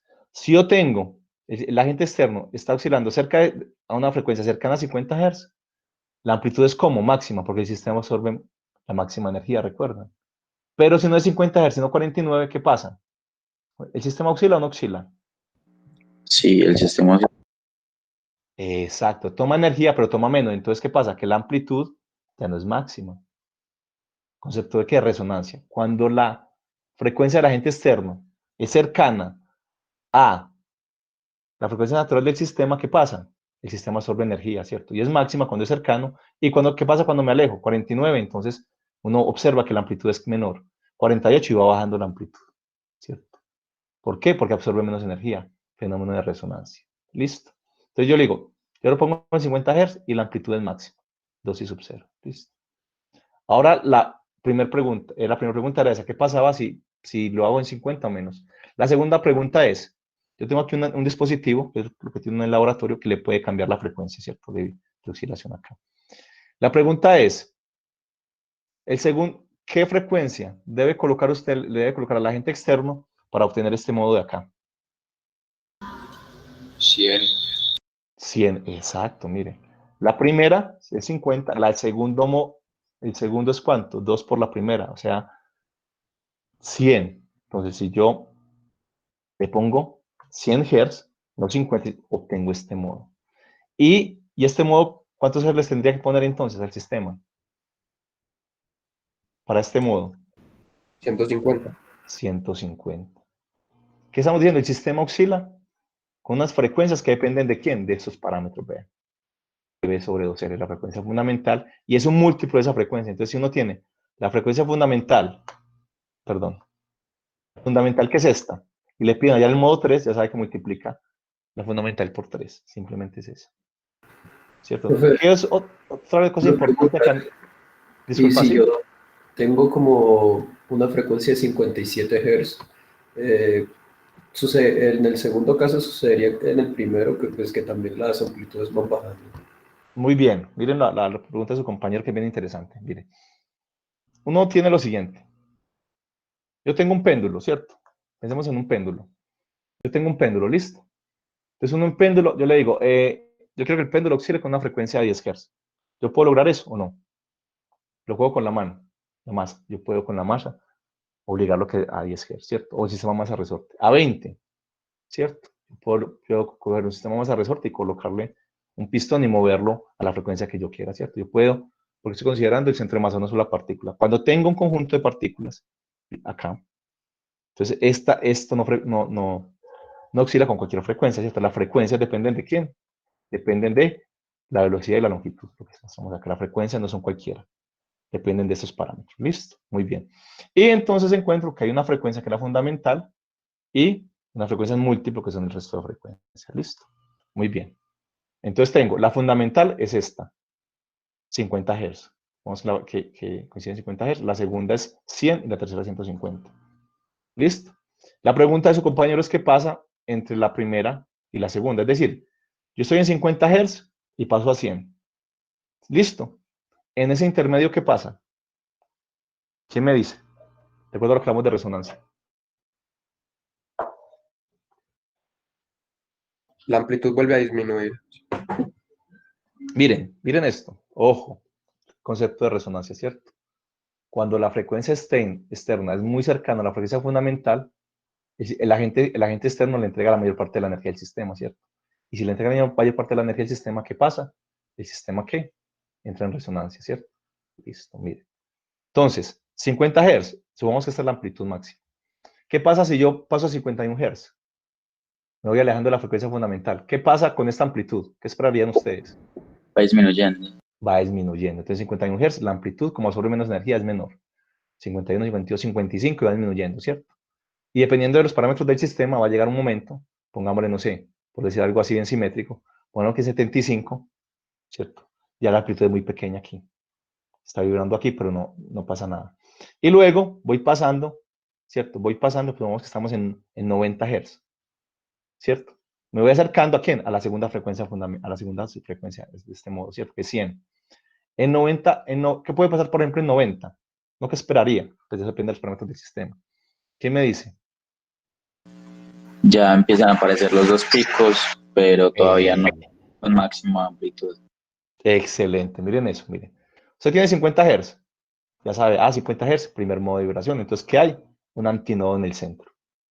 Máximo cuando la frecuencia externa es muy cercana a la frecuencia fundamental. ¿Listo? Me voy moviendo de ese 50, voy aumentando, 55, 60. Esto va disminuyendo, ¿cierto? Va disminuyendo. Y voy a llegar a 90. Ya me voy acercando a la frecuencia de 100. Y empiezo a ver entonces que se generan, ¿qué? Estos dos antinodos. Empiezo a ver esta figura. Pero la amplitud es pequeña. Cuando me acerco a los 100, estoy entrando ya, llegando a la resonancia, ¿cierto? La frecuencia externa es muy parecida a la fundamental. Y recuerden que cuanto más cerca esté, más energía absorbe. Entonces, ¿qué pasa? Mientras más me acerco a 100, esta amplitud va creciendo más. Eso es lo que ustedes observan, ¿cierto?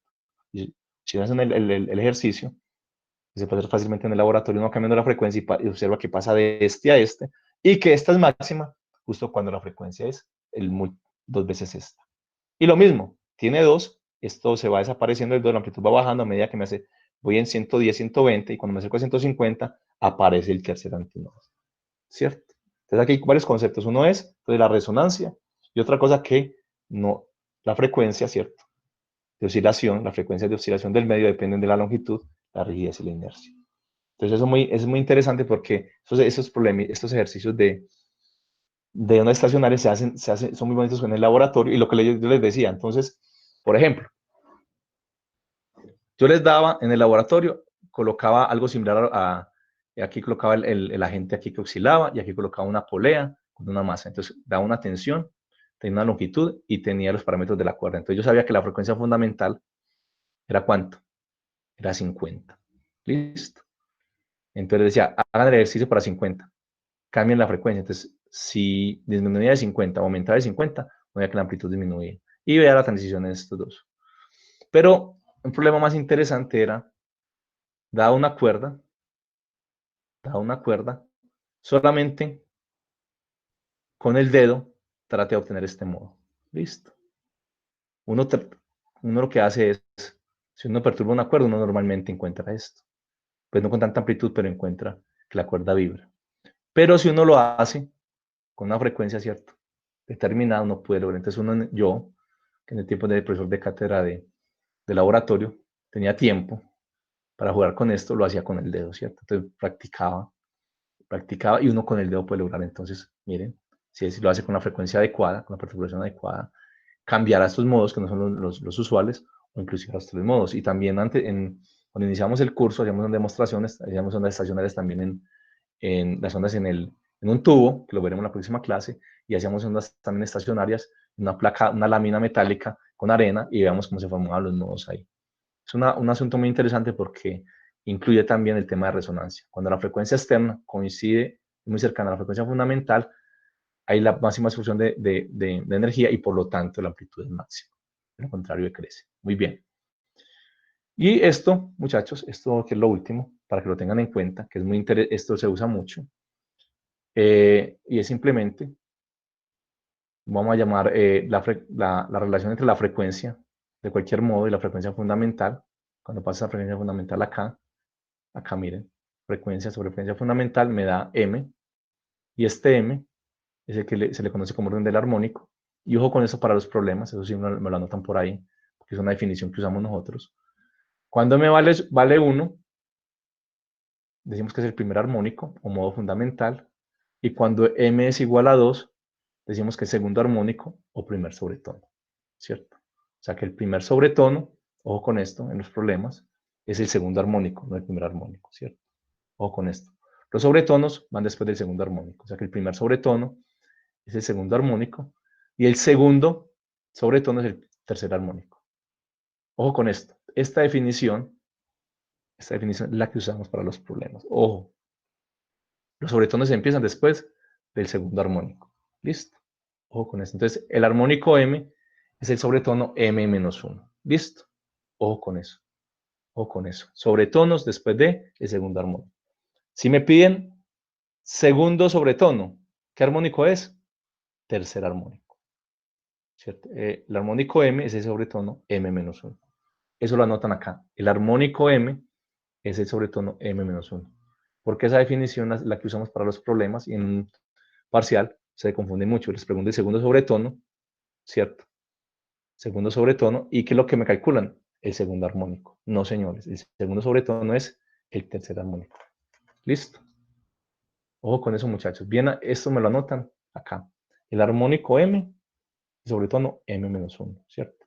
Recordemos que el primer armónico, como modo fundamental, aquí no se habla de sobretonos, el sobretono empieza en el segundo armónico, ¿cierto? Desde M igual a 2, ¿cierto? Este M empieza en 2.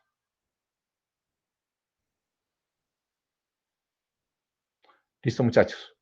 Entonces, el lunes taller, ojo con eso, y el próximo martes nos faltan, para terminar este tema, nos faltan 4 clases, ¿listo? Para que estemos pendientes. Nos faltan 4 clases para terminar, perdón, sí, 4 clases, esta es la 4ª clase. Ojo, nos faltan 4 clases para terminar el tema del parcial.